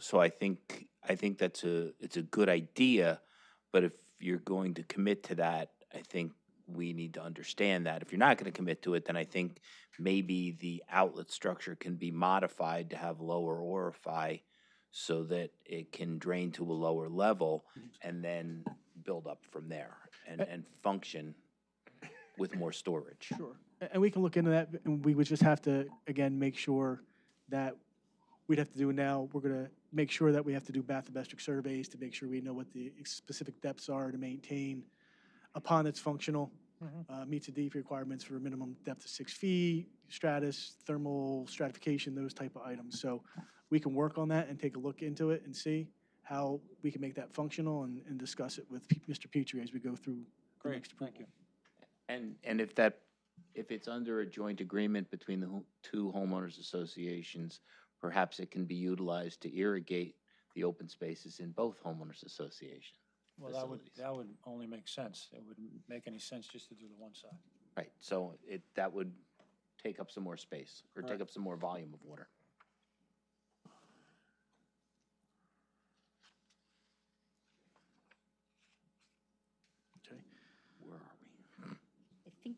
think we're up to 6. Yes. So, item 6 is regarding the open areas as you enter in the development from Old Mill Road. Those areas are within the North Caldwell portion of the project, which will remain open space, not have any residential housing units on it, and provide an open area and visible view shed as you come into the development. We have no further action required for that comment. Item 7 is regarding an item on the plan, which is a 20-foot wide temporary construction road and 20-foot access and utility easement. This ties into some of the testimony we provided previously and earlier this evening about the site improvement work for both sections of the golf course redevelopment being done at the same time. So this is a temporary construction access to cross between the North Caldwell portion and the Fairfield portion internally. Once the site improvements are completed, bulk site improvements are completed, then that access road would go away, and then it would be individual construction on each parcel.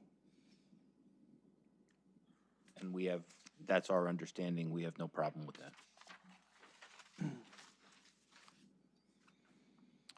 Moving on to item 8, just regarding signatures for the preliminary and final major subdivision plats and the submission of the existing conditions plan, which we've submitted a signed plan as part of the recent submission. Submission of the recent what? The recent plan has been submitted as part of the recent submission. And we got both of those maps. We haven't had our surveyor check them yet, but we will. Okay. So that's 8 and 9. Moving on from 8 and 9, we're on the traffic and circulation, item 1. So this is regarding the prior testimony through the traffic consultant in October, and we just outlined prior testimony as addressing each comment as you went through the traffic and circulation section of the letter. I didn't know if there's any particulars, Mike, that you had concern, comment on. Well, just the finish, I think. You know, you finish with the proposed intersection design fully complies with RSIS, has been reviewed and accepted by Essex County engineer and the Essex County traffic engineer, and safely and effectively accommodates the, safely and efficiently accommodates the projected traffic volumes without the need for additional widenings or turn lanes.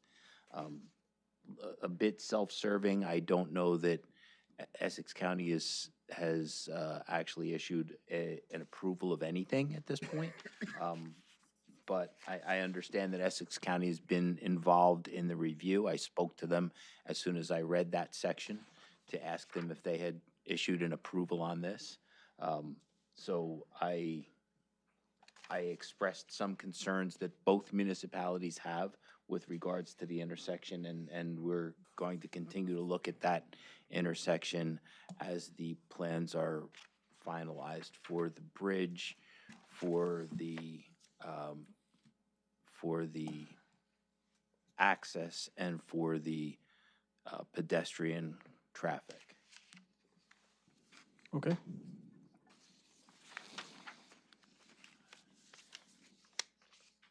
So the traffic comments cross over items 1, 2, and 3 of what we were just discussing. The first two regarding what Mike just referenced about him still having concerns about functionality. As we'll go through the remaining approvals, we understand that'll have to be addressed. Item 3 is regarding the roadways and the ownership being private,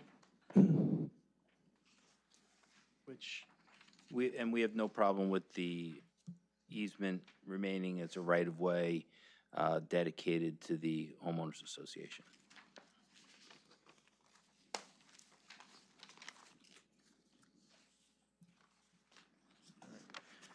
moving forward, item 4 is regarding the Old Mill Road culvert and regarding existing conditions and lifespan. And there was testimony provided about those in prior meetings. I don't know if any outlined the testimony here of the functionality of the bridge, the rehabilitation, and we still understand the items that we'll have to address to Mr. Petrie with the crash cushions. Yeah, and I still don't understand the rehabilitation because I see it's depicted graphically on a plan. I don't see a design.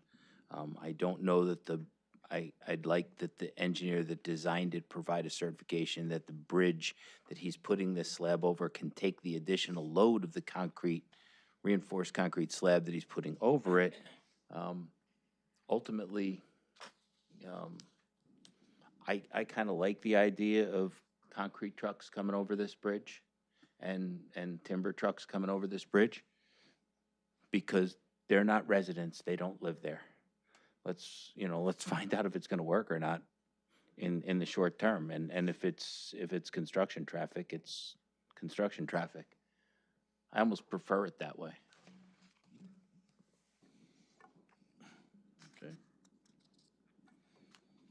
Okay. Comment number 5 is regarding emergency access, and we've discussed the several points of entry and the two additional emergency access I points. think this one, Mr. Petrie actually indicated has already been addressed. So Yep. I don't think we have to spend time on that one. Of course. All right.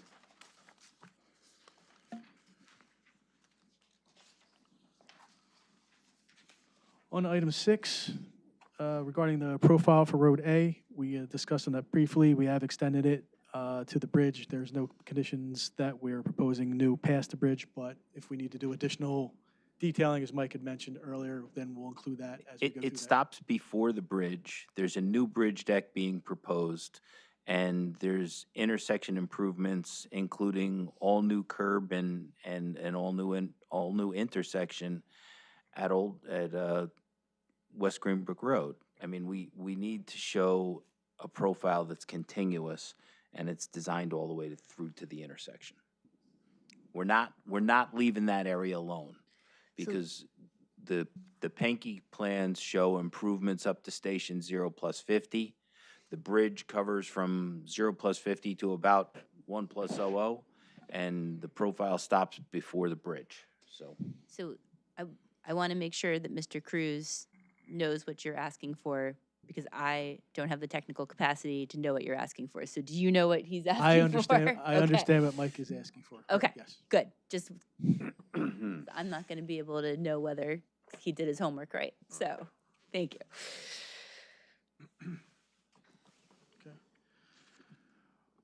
Moving on to section 7, this also goes into the discussion about the construction and detailing for the Old Mill Road Bridge improvements.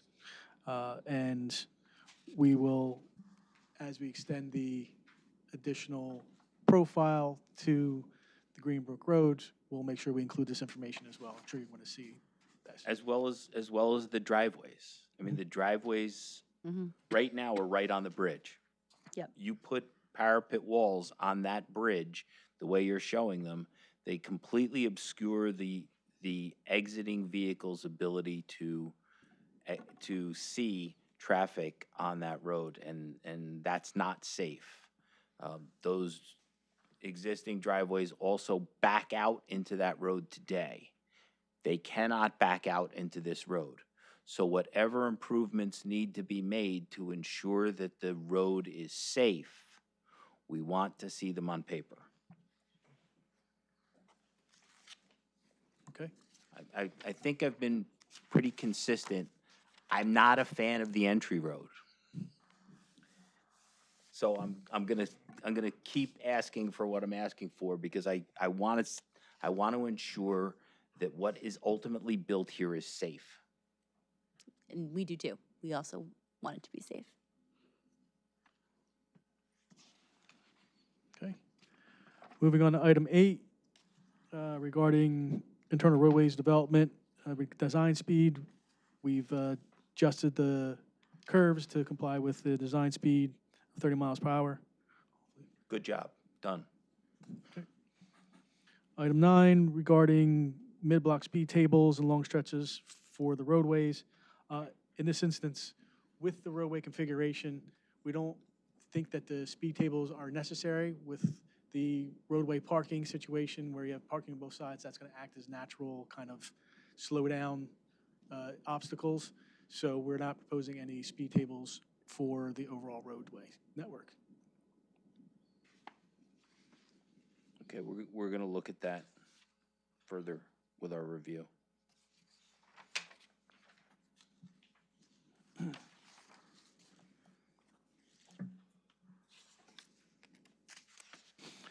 All right, item 10 talks about the EV parking spaces. We've incorporated those into the current design and meets the current requirements. Check, because I think at least one of those parking spaces has to be ADA compliant and does not count towards your ADA requirement.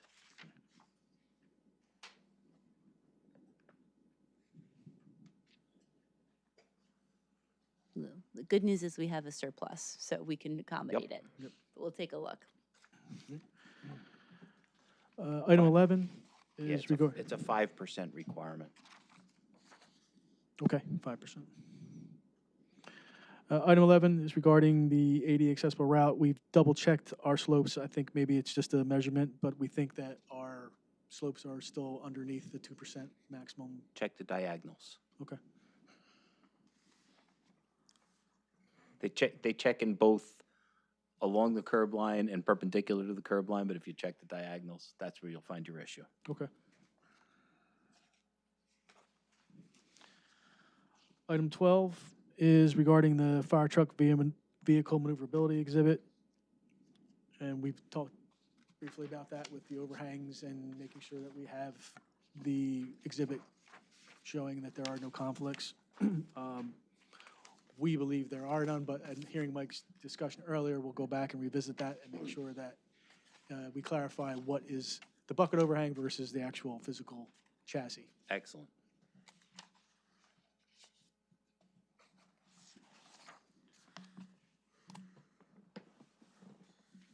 Okay.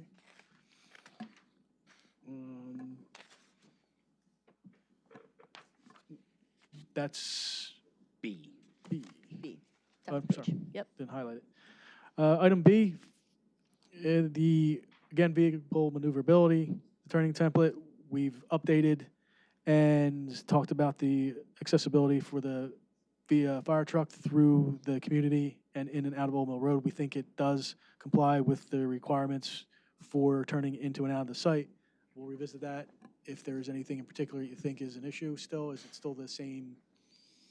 Could be I still have the same issue, and I'm going to explain my issue because I understand what the law says about getting out of the way of emergency vehicles, but if you're 4 cars deep in a line of traffic waiting at a red light and the fire truck comes up the street, you don't know which way it's coming, and then it makes the right-hand turn to come in, you don't have anywhere to go.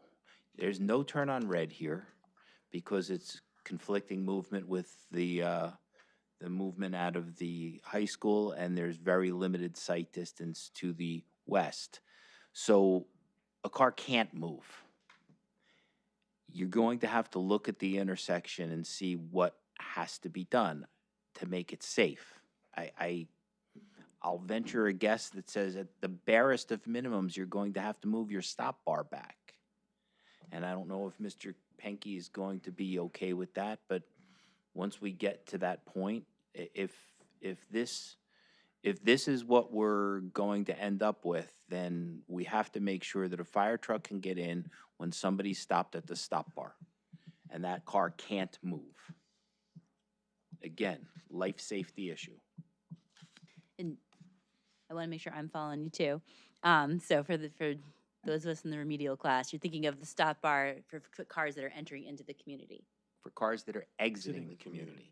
Exiting, Right okay. now, when a fire truck comes up Greenbrook Yep, and makes the right turn in, yep. that truck hits the car in the If exiting it's at lane. the stop bar. Now the fire truck is allowed to go on the other side of the street, but if you're stopped at the red light, there's nowhere for you to go. You can't move out of the way. So that truck has to be able to make that turn. I don't care if it needs a 100-foot radius on the curb line or if it needs a wider street or whatever it needs, or if it needs the stop bar to move back. We need to come up with a plan that gets that fire truck into this community while people are stopped at that light. Thank you. You're welcome. I appreciate it. I don't mind teaching the remedial class. Yeah, well, some of us need it, so thank you. Okay. Okay. Item C is, again, regarding the functionality we just discussed about the intersection, so we'll look at that holistically. And D's been covered. Yes, I just ask that you look at the turning templates for the refuse truck in the parking lots. Be- Yes.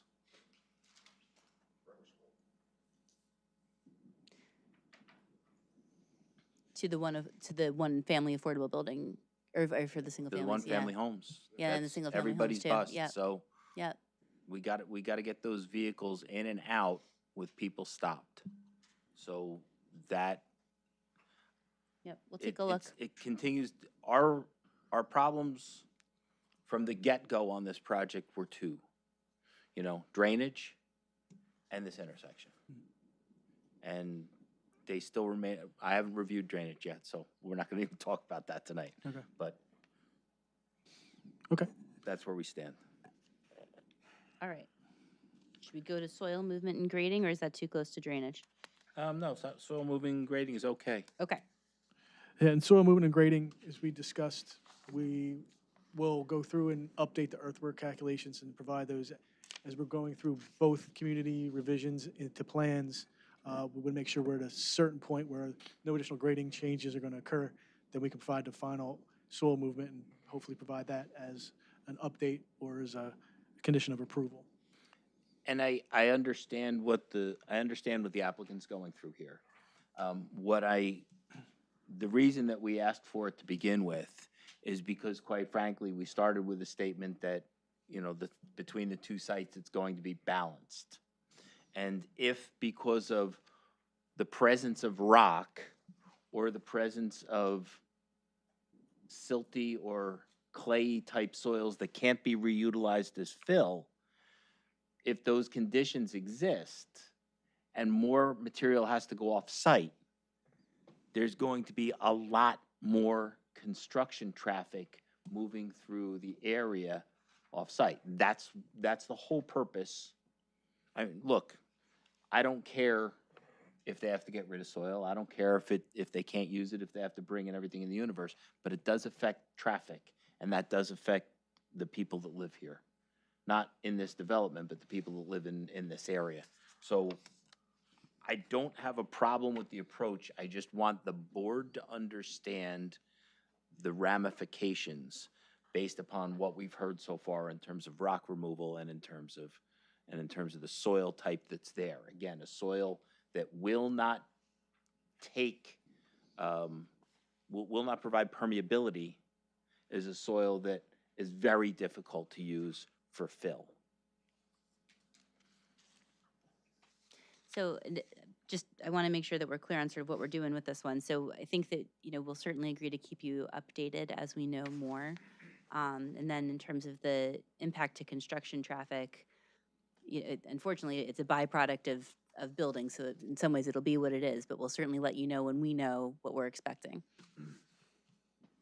So Mike, the fill volumes are based on the properties that are there? Yes, and basically what the engineer has testified to is that the site, between the two sites, it's virtually balanced. So whatever they dig up here, they can fill in down here, or vice versa.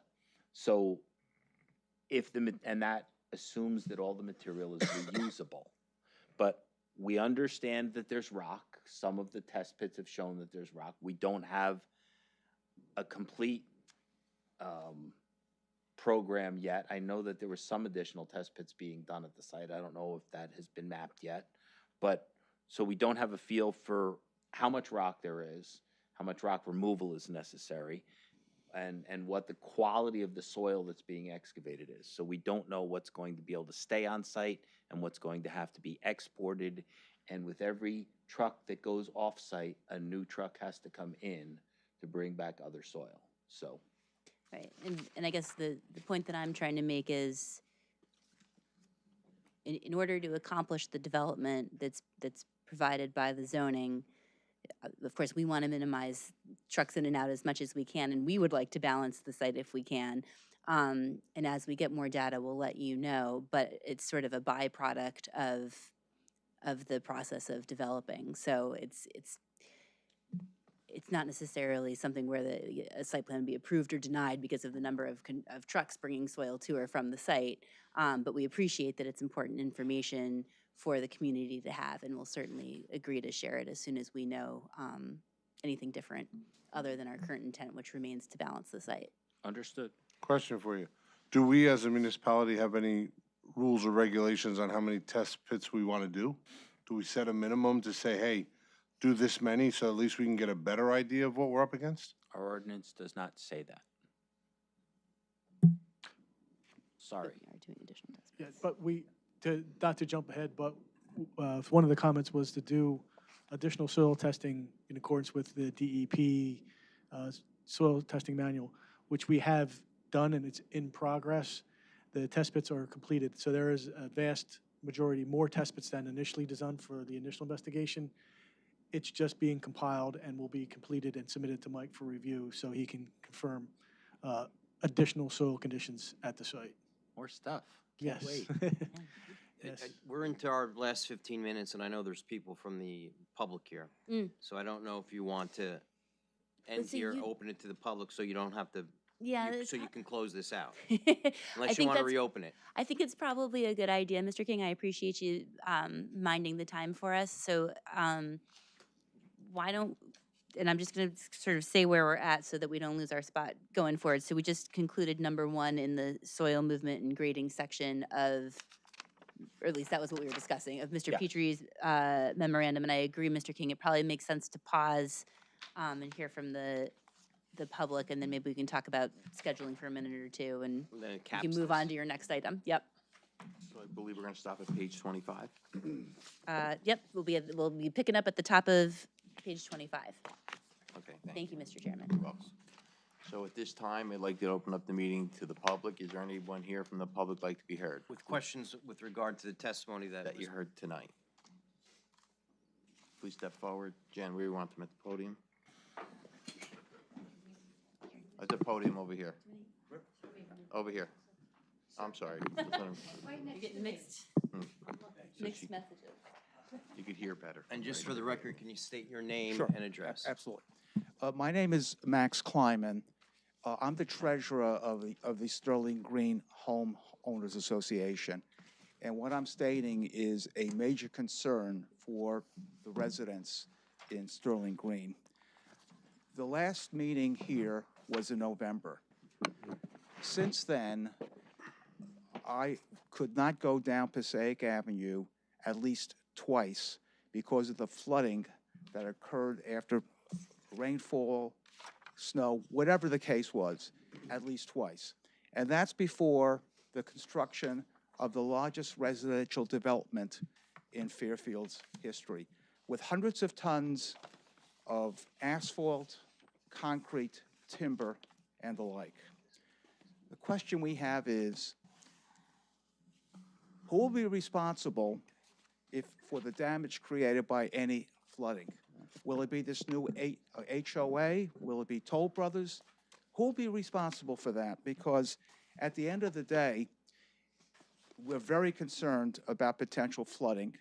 I know that you still have to have details on the drainage, but if that's the situation before 150 units are built, before a multifamily story building is built, then, any rational person would be very, very concerned about the probability of flooding after this project is over, long after Toll Brothers has developed the property and the poor new homeowners associations could be confronted with this issue. So I implore the planning board to take a serious look at this issue, because if there's anything I know now, it's very difficult to control Mother Nature. Thank you. Thank you. Thank you. Mr. Kleiman, I'll just say in response quickly, because we've fielded questions about this before, and I won't I Yes, won't but- repeat. but, Let me just respond to But you, did you, please. did you encounter being blocked out of driving up Passaic Avenue because the police department closed the roads because of flooding? May I answer your question, Mr. Yes. Kleinman? Okay. So what I was going to say, which Mr. Cruz has explained at previous hearings, is that by law, the applicant is required to improve stormwater management as compared to the conditions that exist today. And the plan that the applicant put together was actually shared with an engineer that Sterling Green hired to review the plans, who is comfortable with the plans that that have been proposed by the applicant. I'm aware of that. I disagreed with his report, and that was before the flooding that we saw since November. You know, sometimes reality overtakes the opinions, even of professionals. Thank you. So real quick, let me just say a few things. So we also take the water very seriously here in Fairfield because we live here. So what we've done as a board, we hired Mr. Petrie to take a look at the stormwater management. And he is working with, obviously, their stormwater management professional to come up with the best scenario to try and avoid any further flooding. So we know that there's currently flooding, but they're going to get together to try to manage it, not to get any worse than it currently is. Not sure if they're going to be responsible to fix the issue that currently exists either. They're going to try to, but they're going to work together as storm management, and we're hoping it's going to get better because what they're doing is they're putting tanks in the ground. They're using the pond to hold water, and it's going to be released in a systematic way. And that Mr. t- Petrie can tell you a lot Is there more about any this than I is do. there Sir, any that testimony will yes. be at the next meeting. Yeah. T- Is today there any wasn't testimony. consideration for maybe reducing the size, the number of units? So Is that's not, there's no testimony on that today. This is for you to ask questions on the testimony. that Okay. the Engineer today. All Thank you. these I- questions are valid questions that you can ask Right. at the next meeting once Right. the engineer testifies as to the stormwater management. I do appreciate all the hard work that this planning board is undertaking, and I also appreciate the hard work that you have been doing. So I just wanted to mention what our concerns were. Thank you. Thank you. Thank you. Anyone else from the public? Is there anyone else from the public like to be heard?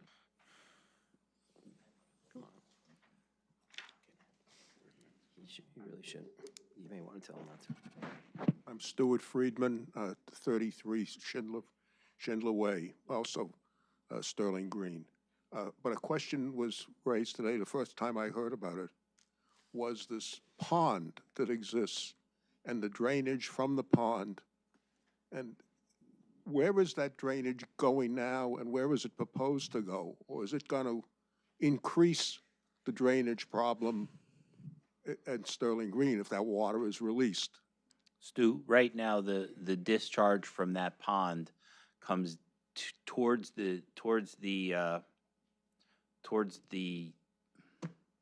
Fleetwood, the rear of the Fleetwood properties, and it comes down parallel behind the Fleetwood properties, between those properties and The single-family homes, and the single-family homes that are part of the Sterling Green which development. flood from time to time now. So, yeah, they sit up a little bit, but yeah, there's a channelized flow that kind of comes back through there, and at some point that channelized flow gets to in excess of 50 acres, and it's regulated by DEP at that point. Now, the applicant has indicated that doesn't happen on their property. We had asked that they look at some of the offsite areas and confirm that. They provided the DEP documents to us that gave their overall floodplain information, but I don't think I don't think there was a specific request with documentation provided to us about that tributary area.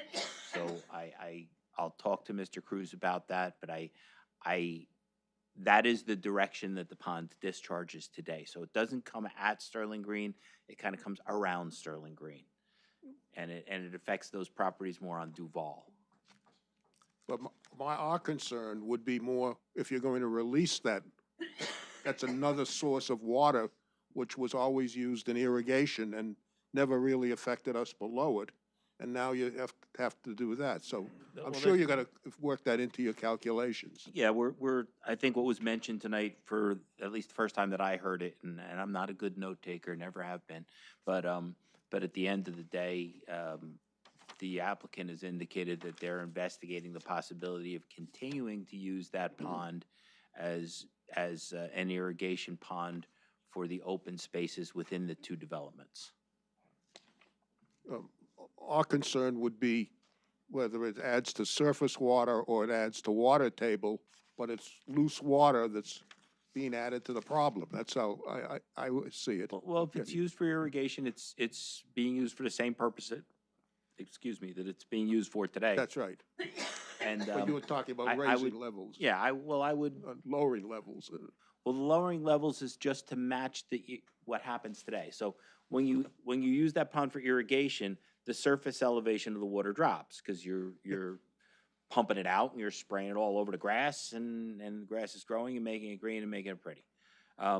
When you stop doing that, then that water level stays at the elevation constantly, and there's less room for storage during a storm. By going back to using that for irrigation, that pond has the ability to hold more water, so there's even less runoff than Mr. Cruz's calculations currently show. So it's an even better situation all around if it's used for irrigation, or if there's some modification to the outlet structure that allows for it to draw down. But it would seem to me that logic, based upon the plan that's out here now, is there's less need for irrigation water in the Fairfield property because there'll be less greenery. There's gonna be less green everywhere. You can't No. build and not have less green. Yeah, that's the whole point there, Right. isn't it? Thank you. Thank you. Anyone else like to be heard? Sir, if you could just state and spell your name and address.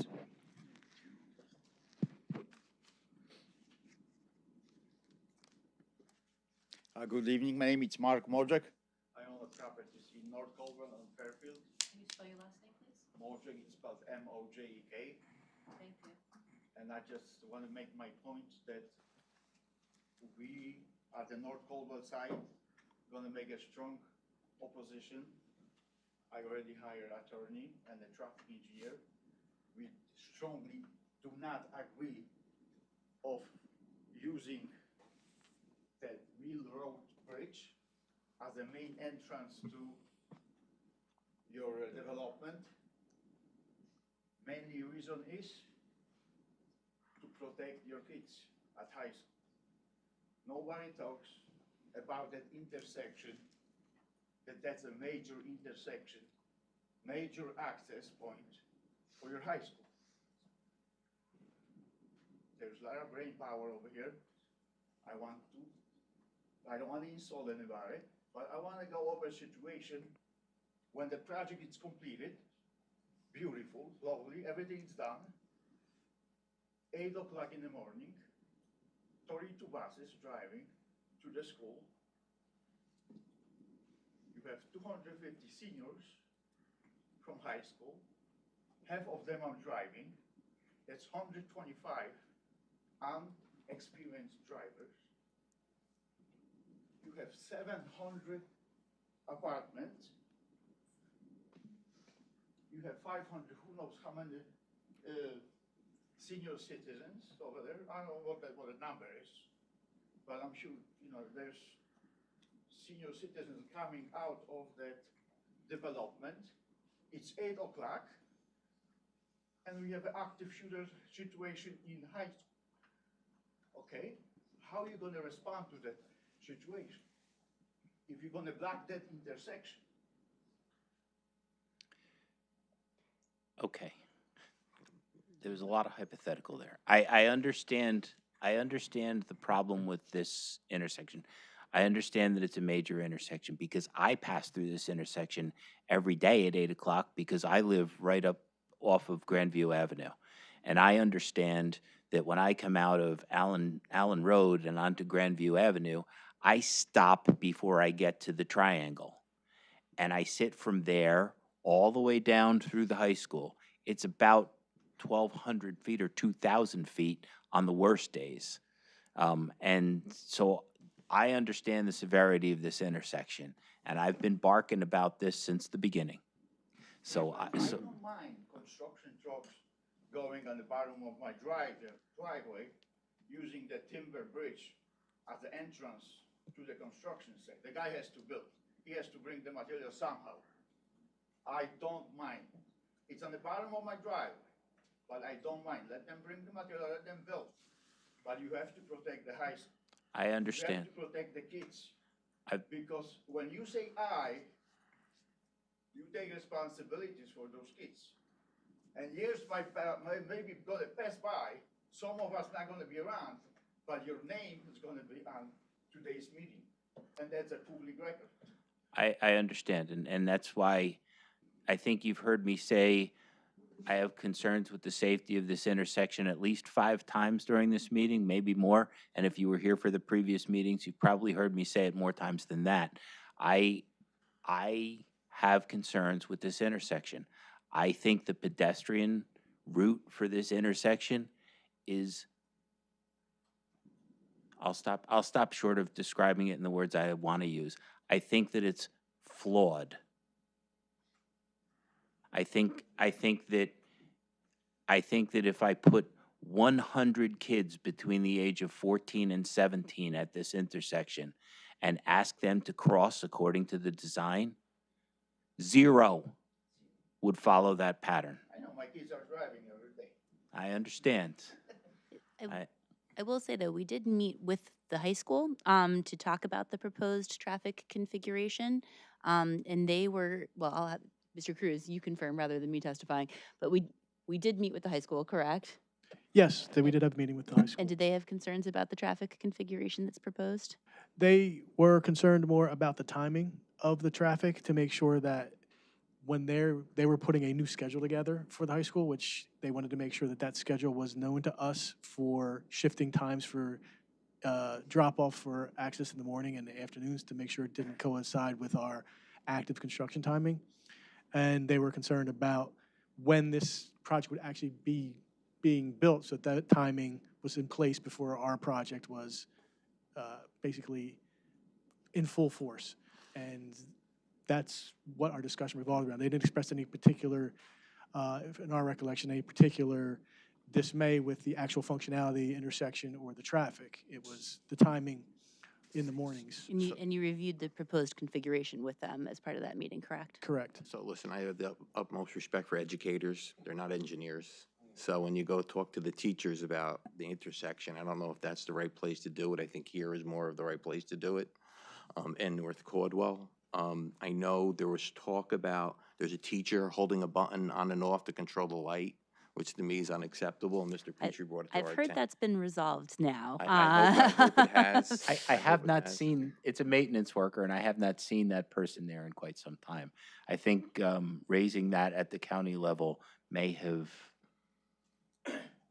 ruffled some feathers. And Mr. Mishak, you mentioned that you have a driveway nearby. I didn't get your address. 115 West Green. It's right across from your timber bridge. Thank you. You're welcome to use it. It's made of 2x6s. I don't know how you guys can use it, but that's not the point. My point is, you have to protect the kids. We have to do something about that intersection. We have to do something. We cannot add more traffic to it before we take it away. You have to take away the traffic from the school. Do something. Do not add the traffic to that intersection. Thank you. Okay. Thank you. Before you even like go. You have to have questions. We've let you go far and afoul, but you have to have questions of the testimony from the witness. From That's what tonight. this section is for. At the end of their presentation, it'll be opened up to the public for comments for and against, where I think you said you're gonna get a traffic engineer and an attorney where, I have my team, yes. yeah, so that's where they would, We're gonna address it on North Caldwell meeting, oh, okay. but don't think that you guys gonna shift everything over to North Caldwell. That's, you know, that's your responsibility too. This is one of the biggest projects in Fairfield and North Caldwell. Do you have another question for the witness, Mr. Mishak? Do you have Do you have another another question for the witness? No, I don't. Thank you. I'm not done yet, ma'am. We're only doing questions now, But I'm not done yet. but this is the time only for questions. So the way this is the question period. Listen, that's fine. I made my point. You're responsible. Before you say aye, make sure that you vote with your heart. But you also know that once they're done with their presentation, you could come back and provide testimony, documents, anything. Yeah, I just wanted to let you know that's the process, and you have that opportunity. Thank you so much. Thank for you. your time. Thank you. Thank you. Thank you. Anyone else like to be heard? No, that's it. Just present your name and address. Steele at 48 Fleetwood Avenue. The construction traffic, can we just run all that construction traffic down East Greenbrook to Passaic Avenue and out that way as part of the conditions on this? I guess that's a question. That's the question. Did you follow the proposed route that he's suggesting? So run it down East Greenbrook. I'm sorry, West Greenbrook to Passaic Avenue, Run it down West Greenbrook to Passaic. going up to Central Avenue or into Little Falls or any of those things. Well, I think most of the construction traffic, and I can't speak to the final construction layout, but I think most of the construction traffic will most likely come from Passaic, up Greenbrook and into the site that way, not through Central. Right. But we're talking about trucks going in and out with soil. Make sure that they all run down that way also. Well, that could be something that's discussed at pre-construction meetings with the local municipalities for control and direction. So, and the applicants agreed to meet and discuss those points. That'll also be in your soil movement permits as well. You have to put roots, Right. correct? Correct, Mr. King. Thank you. You're welcome. Anyone else? Anyone else like to be heard? Seeing no one, like to close the portion of the meeting. Thank you for your time. We are going to continue. Steve, what meeting? So the next regular meeting is March 10th.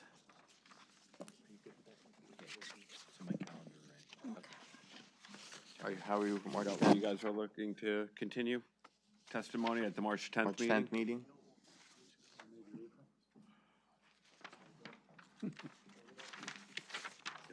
Well, we're scheduling. Go ahead. We'll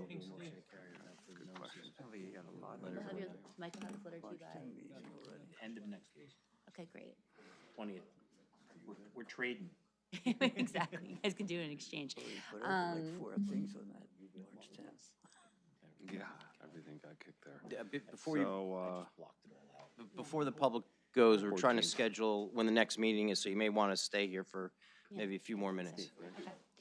So yeah, I think the 10th makes sense. I gather that the 24th you're booked of this month? Says here, generally. The February 24th meeting is booked, I'm assuming? That's a workshop, right, Steve? yeah, That's it's a workshop. Okay. Yeah. So then March 10th it is. March 10th. So we'll do a motion to carry this meeting to March 10th without further notices. Okay. And you agree to all extensions. I need a motion. You need a motion for that. Got a motion to carry? Dave? Second? Second. Mayor? Mayor Galise. Aye. Mr. Gasparini. Aye. Councilman LaForgia. Aye. Mr. Perino. Mr. Dutcher. Aye. Mr. Castelli. Mr. Latimer.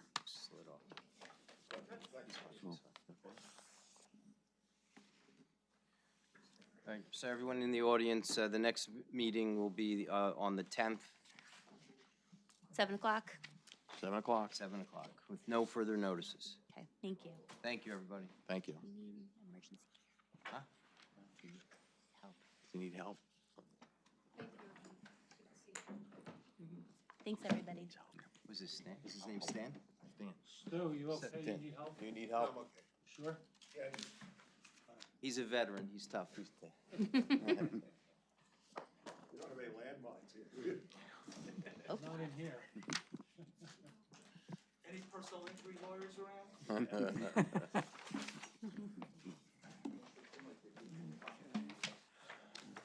Good night. All right, so the next. Our next order of business is amendment of the fourth round housing element and fair share plan. I believe Mr. Burgess will giving us a presentation. Yes. Just give me a moment. We gotta have a PowerPoint. Let me just get it up on the screen for Joe. We'll get out of your way and stop making noise.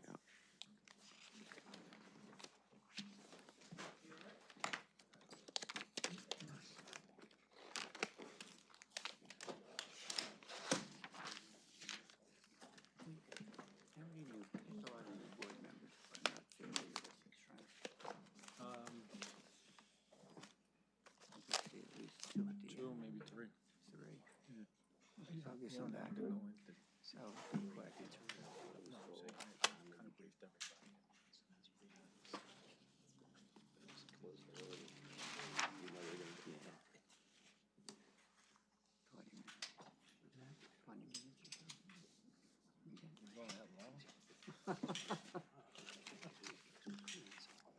I could do the hour and a half.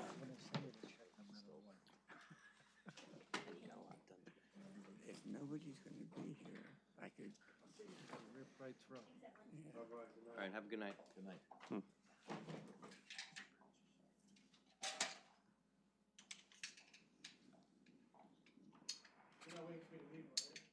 No.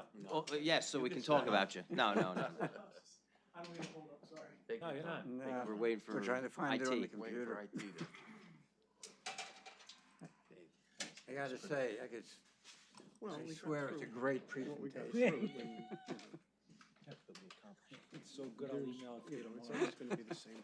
All the other stuff is minutia. It's always gonna be water flow and traffic, and that's the. This way. All right, little less. Yeah, let me wait a little bit. Maybe I can move it left or right as you watch. Move. Things are being developed as we speak. That's good. Good job, John. Good, John. Just don't hit your head on it. Waiting. Connection error. No, I'm fine here. Okay. That's, Can you move it a 17th of an inch? What in the world? Joe, if you Well, want to start talking, we it's can that start- row in out. how about that? We'll Let me start- give me, I'll work in the background here, but Okay. I don't want to. you know, this technically is the public hearing on your housing element and fair share plan for the fourth round. I had a beautiful PowerPoint presentation, but, you know, Patient. Oh, it's ready? Okay, well, anyway, New Jersey has a constitutional, has said that there's a constitutional obligation for every municipality to provide for its fair share of affordable housing.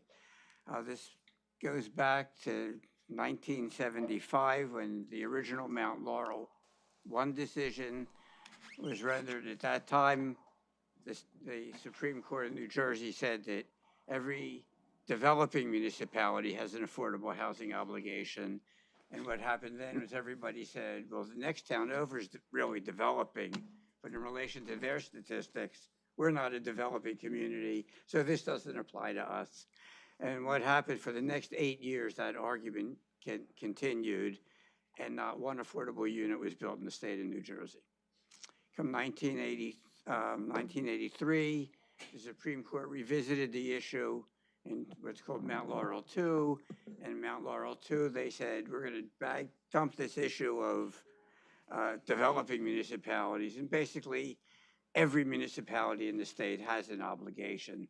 And those that were in the then state plan that broke the state up into growth areas and non-growth areas, they basically said those towns in a growth area will have a bigger obligation than those in a non-growth area, but everybody's got to deal with this issue. And from that, there was a couple other cases, but eventually in 1985, the state established the Council on Affordable Housing, known as COA. It took them 1.5 years or so to gear up and do what they had to do in terms of determining what everybody's housing need numbers were and establishing a series of regulations to implement the issue. And that in 1987, it started the rounds of affordable housing that we're familiar with. The first 2 rounds were each 6 years in length. The regulations at the time were about this thick. Now they're about this thick and plus. So for Fairfield, their obligation, this is where I've got to do my cheat sheet. But before I get into that, actually, the one question we always get at public meetings where we have a crowd is, what is the income levels to qualify as an affordable household? And that surprises everybody, because everybody has this impression that affordable housing is for the hardcore poor, and it's not. In our housing region, which consists of Essex, Morris, Union, and Warren counties, you could have a moderate income, you could have an income of close to $97,500 and qualify as a moderate income household. That's for a family of three. For a low income family, you could have an income of roughly 61,000. Yeah, your help. There we go. Push the wrong button, Joe.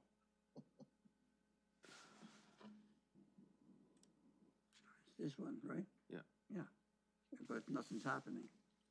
Click the mouse on it first. Okay, there we go. We could skip that. There is a bit of a delay, it seems. Yeah, just use the mouse to go through. Okay, these are the income limits. As I said, for a three-person household, you can see what the numbers are.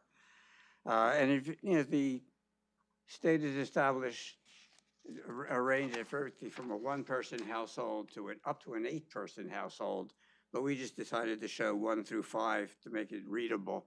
And it's barely readable. It's kind of tough to see, but it's not working. Well, you can use the mouse. Oh, okay. 2024. Yeah. Okay, Or just tell so me and I'll as find I started to, as I started to say, the first and second rounds of obligation were both 6-year periods, and they've been kind of combined now. And there's the third round period that took a lot longer because COA could never get their act together. So after 16 years, from 1999 to 2015, as they tried to come up with a reasonable set of obligations, which were always being adjudicated and determined that they didn't do it properly, they finally determined that, and the courts had said, that COA had become dysfunctional. That was the term they used. And the state eventually has eliminated COA from the whole process, and it went back to the courts. So for the third round, the time frame for which it now was established was from 1999, 2015. They determined COA was dysfunctional. They created a new process, and that process now is a 10-year period. So to make up why COA hadn't done anything, from 1999 to 2025 was that third round. So when we get to the numbers, you'll see why the third round is a lot larger number. So, and now we're into the fourth round. This goes from 2025 to 2035. And there's two basic components to this obligation. There's they call it a present need obligation, but it's really rehabilitation of existing housing that does not, that needs a lot of structural assistance, and they're occupied by income qualified low and moderate income families. That's one component. The other component is the projection forward to 2035 as to how much additional affordable housing should be built in that time period. So that covers 2025 to 2035. We'll try this one now. The next one. Joe, real quick, I know when Mr. Sabo gave us the report, originally it was 447, and he was gonna notify Fair Share Housing to try to get the number lowered because of the amount of wetlands that we have and the size of the town as opposed to the size of the developable portion of the town. Yes, and we'll talk about that in 2 or 3 Oh, okay, slides. I apologize. So, as you started to say, for the fourth round, our rehabilitation obligation is 0. And which is good for you, because otherwise you've got to spend the equivalent of minimally $10,000 a unit to help rehabilitate existing housing. But they have determined that you don't have an obligation because you don't have that number of households that are income qualified and live in deteriorated housing. The prospective obligation from the prior rounds, all combined, is the total of 847 units, and then as the chair has said, for the fourth round, it's 447 units. Now, those numbers shouldn't scare you, because in many instances, in many instances, you've been entitled to what's called a vacant land adjustment. And that's available to those municipalities like yourself that you may have a lot of vacant land, but it's characterized by environmentally sensitive features, wetlands, floodplain areas, C1 stream corridors and the like, and you could shake all that acreage out. So when we looked at all of your vacant land and then did the environmental overlays on that vacant land, we found out for the first and second round, your number went from 318 units down to 91 units. For the third round, it went from 529 units. Initially, it went down to 50, but then it was adjusted through some negotiations. It went up to 85 units. And that was principally because this golf course property was being considered developable or redevelopable now. And now for the fourth round, your obligation was identified by DCA, Department of Community Affairs, as 447 units. But what we did, and was consistent with the rules, you looked at the change from the end of the third round period to today. And what we found, there really wasn't any additional sites that became available for development consistent with the regulations. So although your number was 447, we came up with a 0 unit, what's called a realistic development potential for the fourth round. So that put you in a very good position. Now, there is this concept that's called unmet need, and that's the difference between all that obligation that had been calculated, including the 447, and whatever you had is your realistic development potential. So we took that close to 1,300 unit total figure and looked at the roughly 100, a little less than 200 units of realistic development potential, and that difference became unmet need. Now, you are not obligated to address the entirety of that number. You are just supposed to make, the regulations use the phrase, a good faith effort to show that you could somehow address at least a portion of it. And my experience statewide, typically towns are doing 20 to 30% of that number. We're not even going to be doing that, and that's okay. And as background, when I say we've done this around, throughout the state, our firm ended up doing a total of 43 housing plans to file with this new affordable housing program, which was, I was told by the program, more than any other firm in the state. And on top of that, I'm an adjudicator for the courts to reviewing these plans for about 25 towns. So I have a good understanding of what's happening statewide. So the real question is, how are we addressing our number? And very quickly, under the first and second round, where we had a 91 unit realistic development potential, I'm going to call that RDP, we've already addressed the entirety of that number. These are the mechanisms that we did. The first one is something that was working very well under the first and even into the second round, and it was working so well, that's why the state has now eliminated it from a possibility. And that allowed municipalities to transfer up to 50% of their obligation to a willing receiving municipality. We transferred 45 units of our obligation to Elizabeth. They were thrilled to get the money, and they fixed up a lot of housing in their town with that.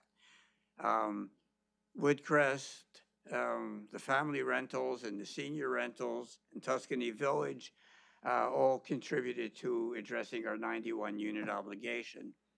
What's interesting here, as you could see, only 77 affordable units were built. We were entitled to rental bonus credits and senior credit bonus credits, and that totaled 14 of our obligation. So for 77 units of affordable housing that was built, we got a total of 91 units of credit for that.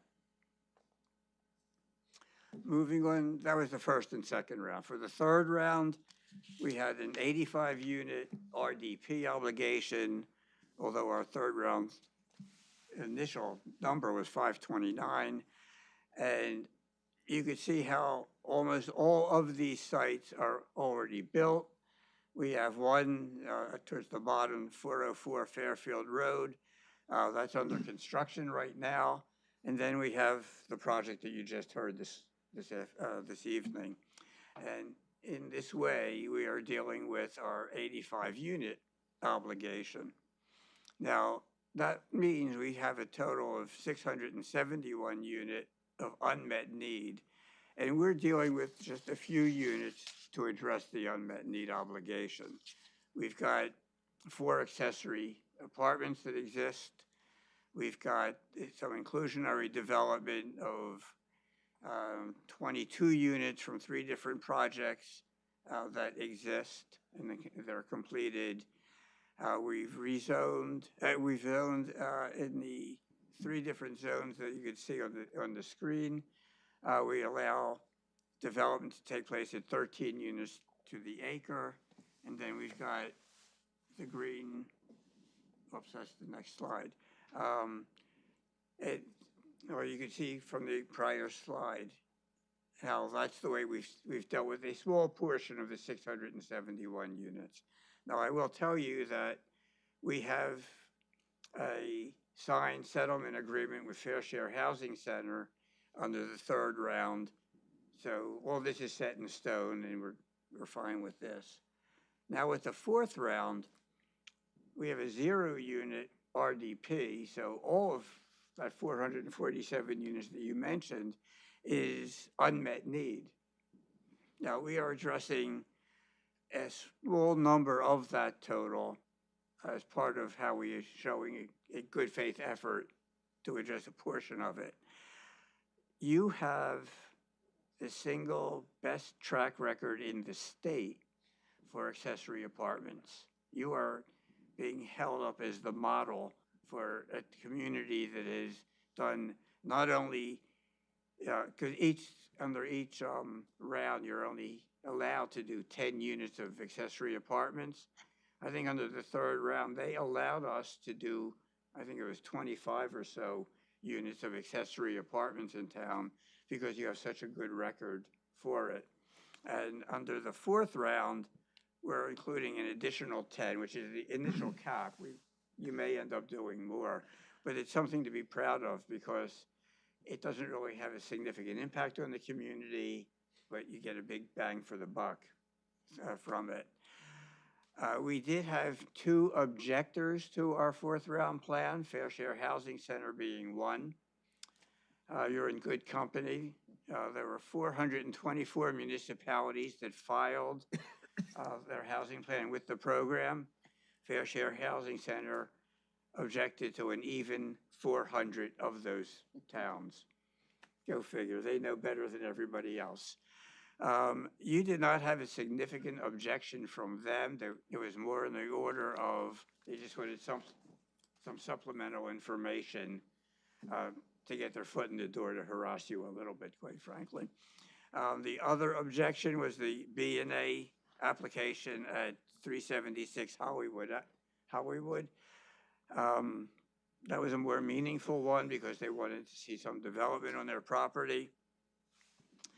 We ended up settling with them for 42 units of senior inclusionary development over there.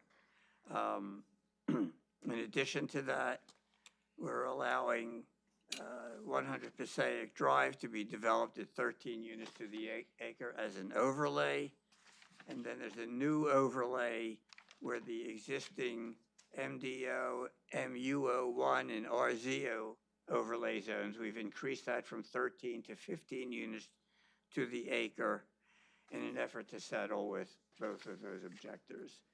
So for a small number of additional units, I think we did very well in that regard. And I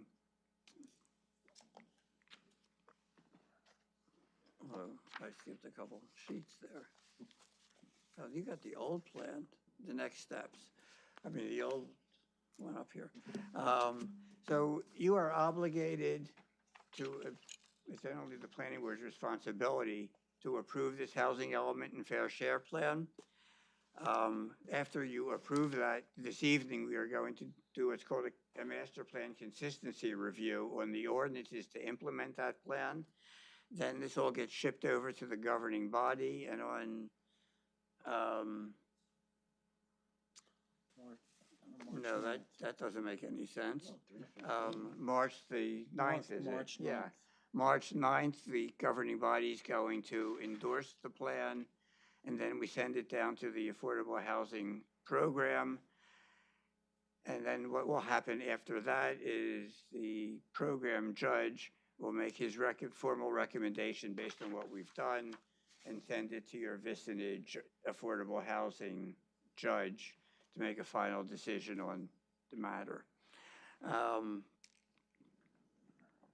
In terms of all the housing plans that our office has prepared, and I've reviewed as adjudicator, you're probably in the top 5% in terms of the modest number of units you're having to do to achieve certification. And what is the benefit of certification?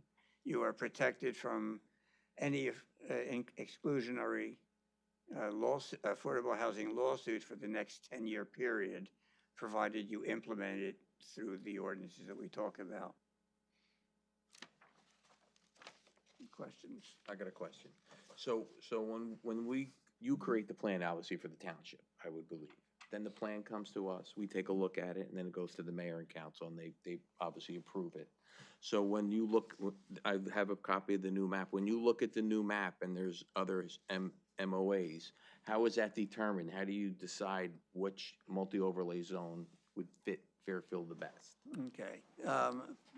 Basically, what we had done is, I've been the planner here for No, I know 20 years, something like that. So I know the town very well. But, we and Allison Fahey, who I think you all know. Yeah.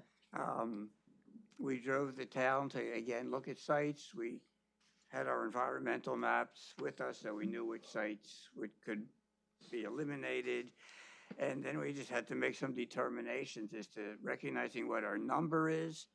How can we adjust our existing plan to provide for the few additional units that Fair Share Housing Center wanted, along with the one, what I call the critical objector, B&A.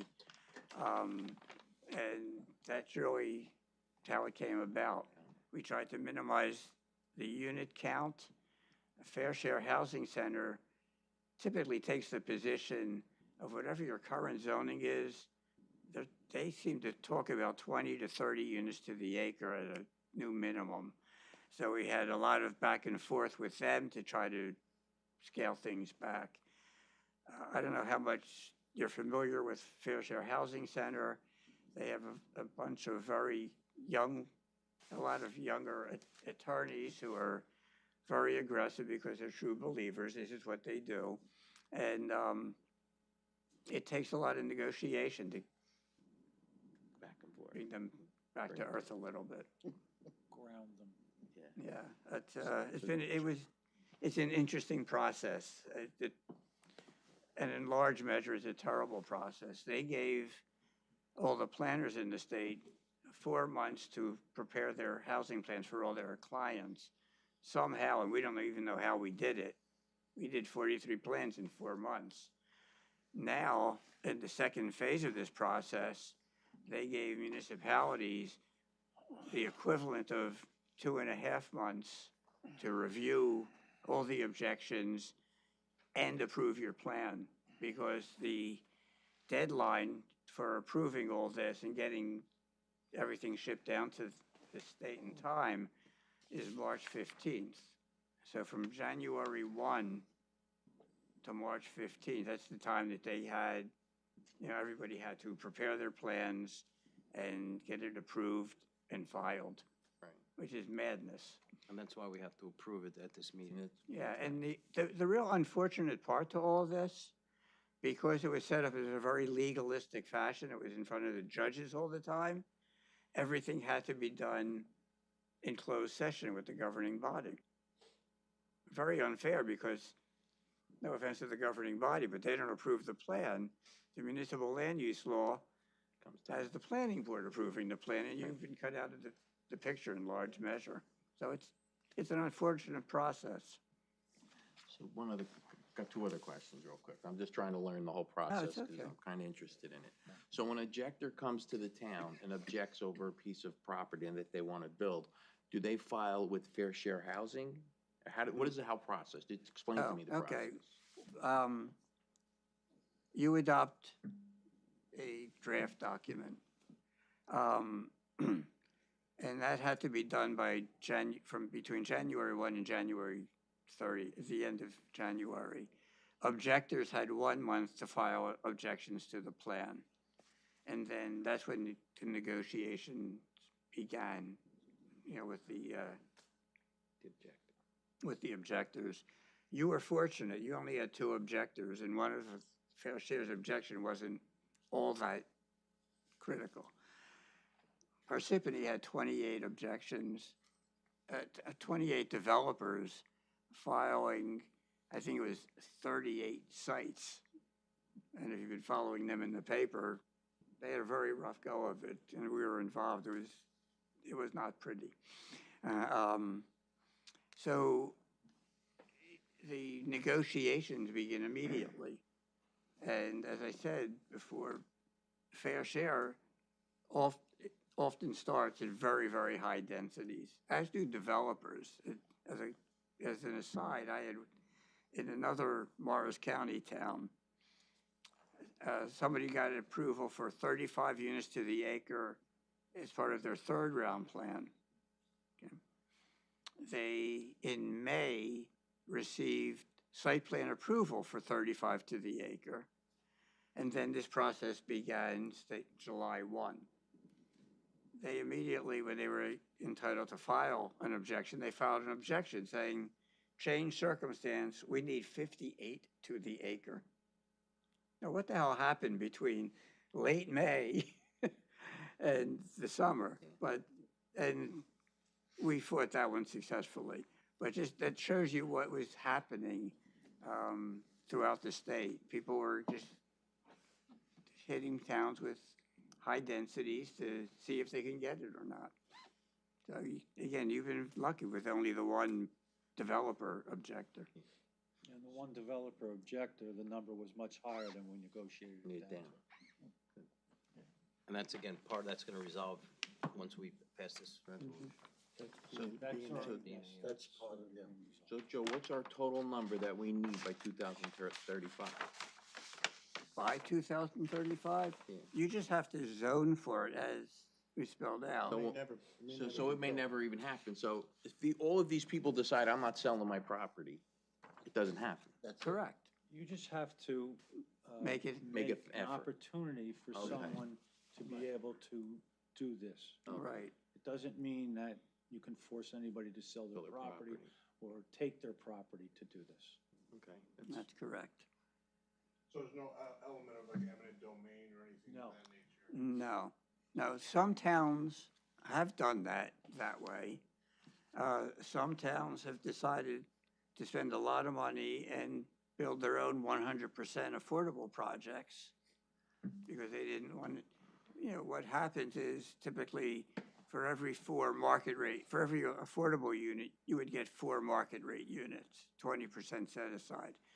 And some towns just didn't want that, all those market rate units. And I know one town, they just zoned a large piece of property for 100 units of all affordable housing, and they built it themselves. Right, they made it their own little housing project.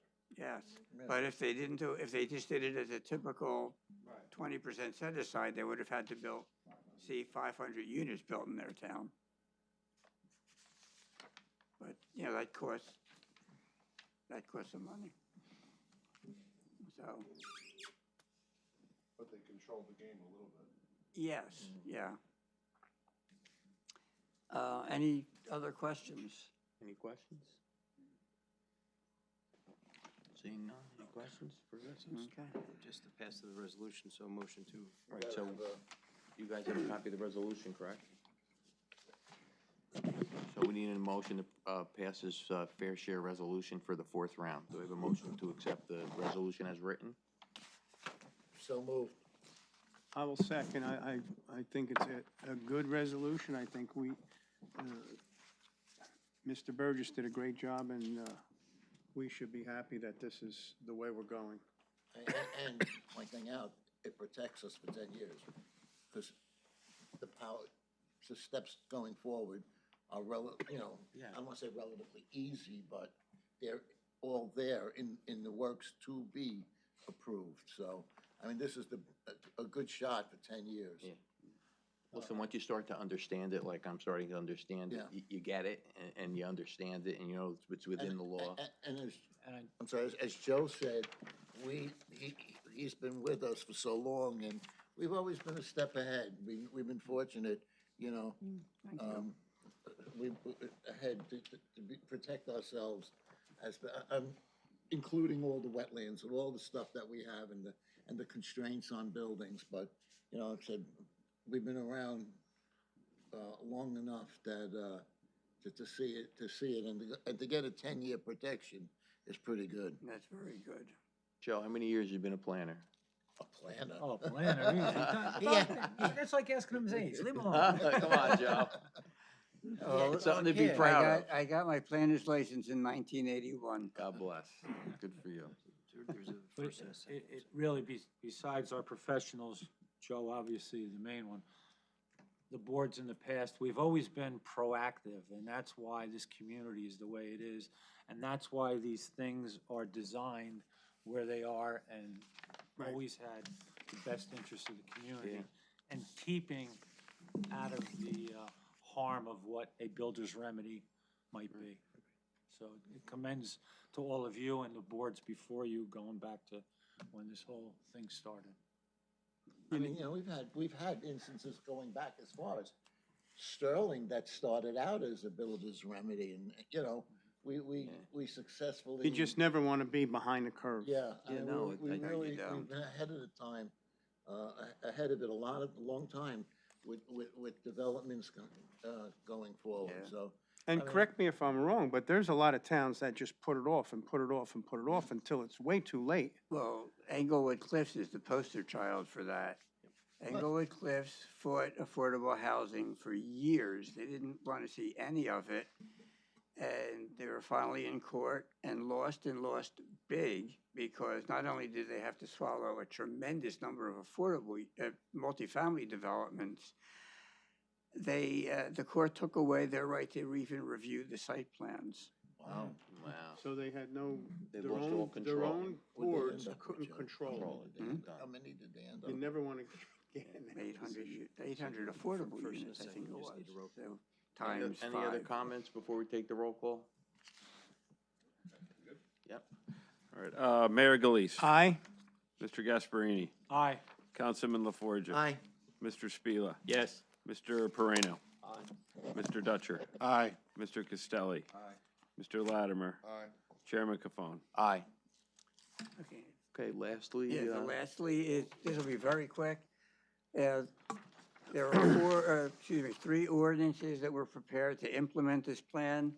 Ordinance 2026-04, which is basically the umbrella affordable housing regulations. I think we could do all 3 at once. Ordinance 2026-05 is the zoning that relates to the MDO, MU01, and RZO overlay. That increases the zoning in those areas from 13 to the acre to 15 to the acre. That first ordinance that I mentioned is just the obligatory, mandatory set-aside regulations, development fee regulations, and the other affordable housing administrative things that one has to do. And then finally, there's 2026-06, which creates a new MUO2 overlay zone at 376 Hollywood Avenue, and that's for the 42 age-restricted units for B and A, and that has a 20% affordable housing requirement. The municipal land use law requires that whenever a governing body introduces a zoning ordinance, it has to come back to this board for what's called a consistency review with the master plan. Well, a housing element and fair share plan is a master plan element, and voila, just 2 minutes ago, you approved that. So clearly, these ordinances implement that master plan element. So consequently, we can all conclude that these ordinances are completely consistent with the master plan of the community. Yeah, Thank you. and we've had the introduction of these already. Last night. Yeah. So this board is just reviewing them and saying they're consistent, and then now they get pushed back to the governing body to be passed on second reading. Correct. Right, and that's the one that's on March 9th. 9th. Thank you. Okay, under miscellaneous, we have approval of the bills for Petrie. I think we should Oh, we need to vote on this, because I don't have. Yeah. Gotta vote on the vote, and then I'll advise the council with the Okay. timing. We won't have a resolution. Just vote. a I'll motion make a motion to pass the ordinances as presented. supporting the resolutions and in turn. Consistent with the master plan. Yeah. Consistent with the master plan. Second. Okay, Galise. Mayor Galise. Aye. Mr. Gasparini. Aye. Councilman LaForge. Aye. Mr. Spila. Yes. Mr. Pareno. Aye. Mr. Dutcher. Aye. Mr. Castelli. Aye. Mr. Latimer. Aye. Chairman Cafone. Aye. I was just listening to the time. Finally, we have approval of the bills for Petrie Engineering invoice, as written on our agenda, 25-15509 and 25-25506. We have a motion to approve the bill. So moved. Second. Mayor Galise. Aye. Mr. Gasparini. Aye. Councilman LaForge. Aye. Mr. Spila. Yes. Mr. Pareno. Aye. Mr. Dutcher. Mr. Castelli. Mr. Latimer. Chairman Cafone. Aye. Real, for the record, before we close, anybody from the public like to be heard? Seeing no one, we have a motion to close the meeting. Motion to close. Second. All in favor? Aye. Aye.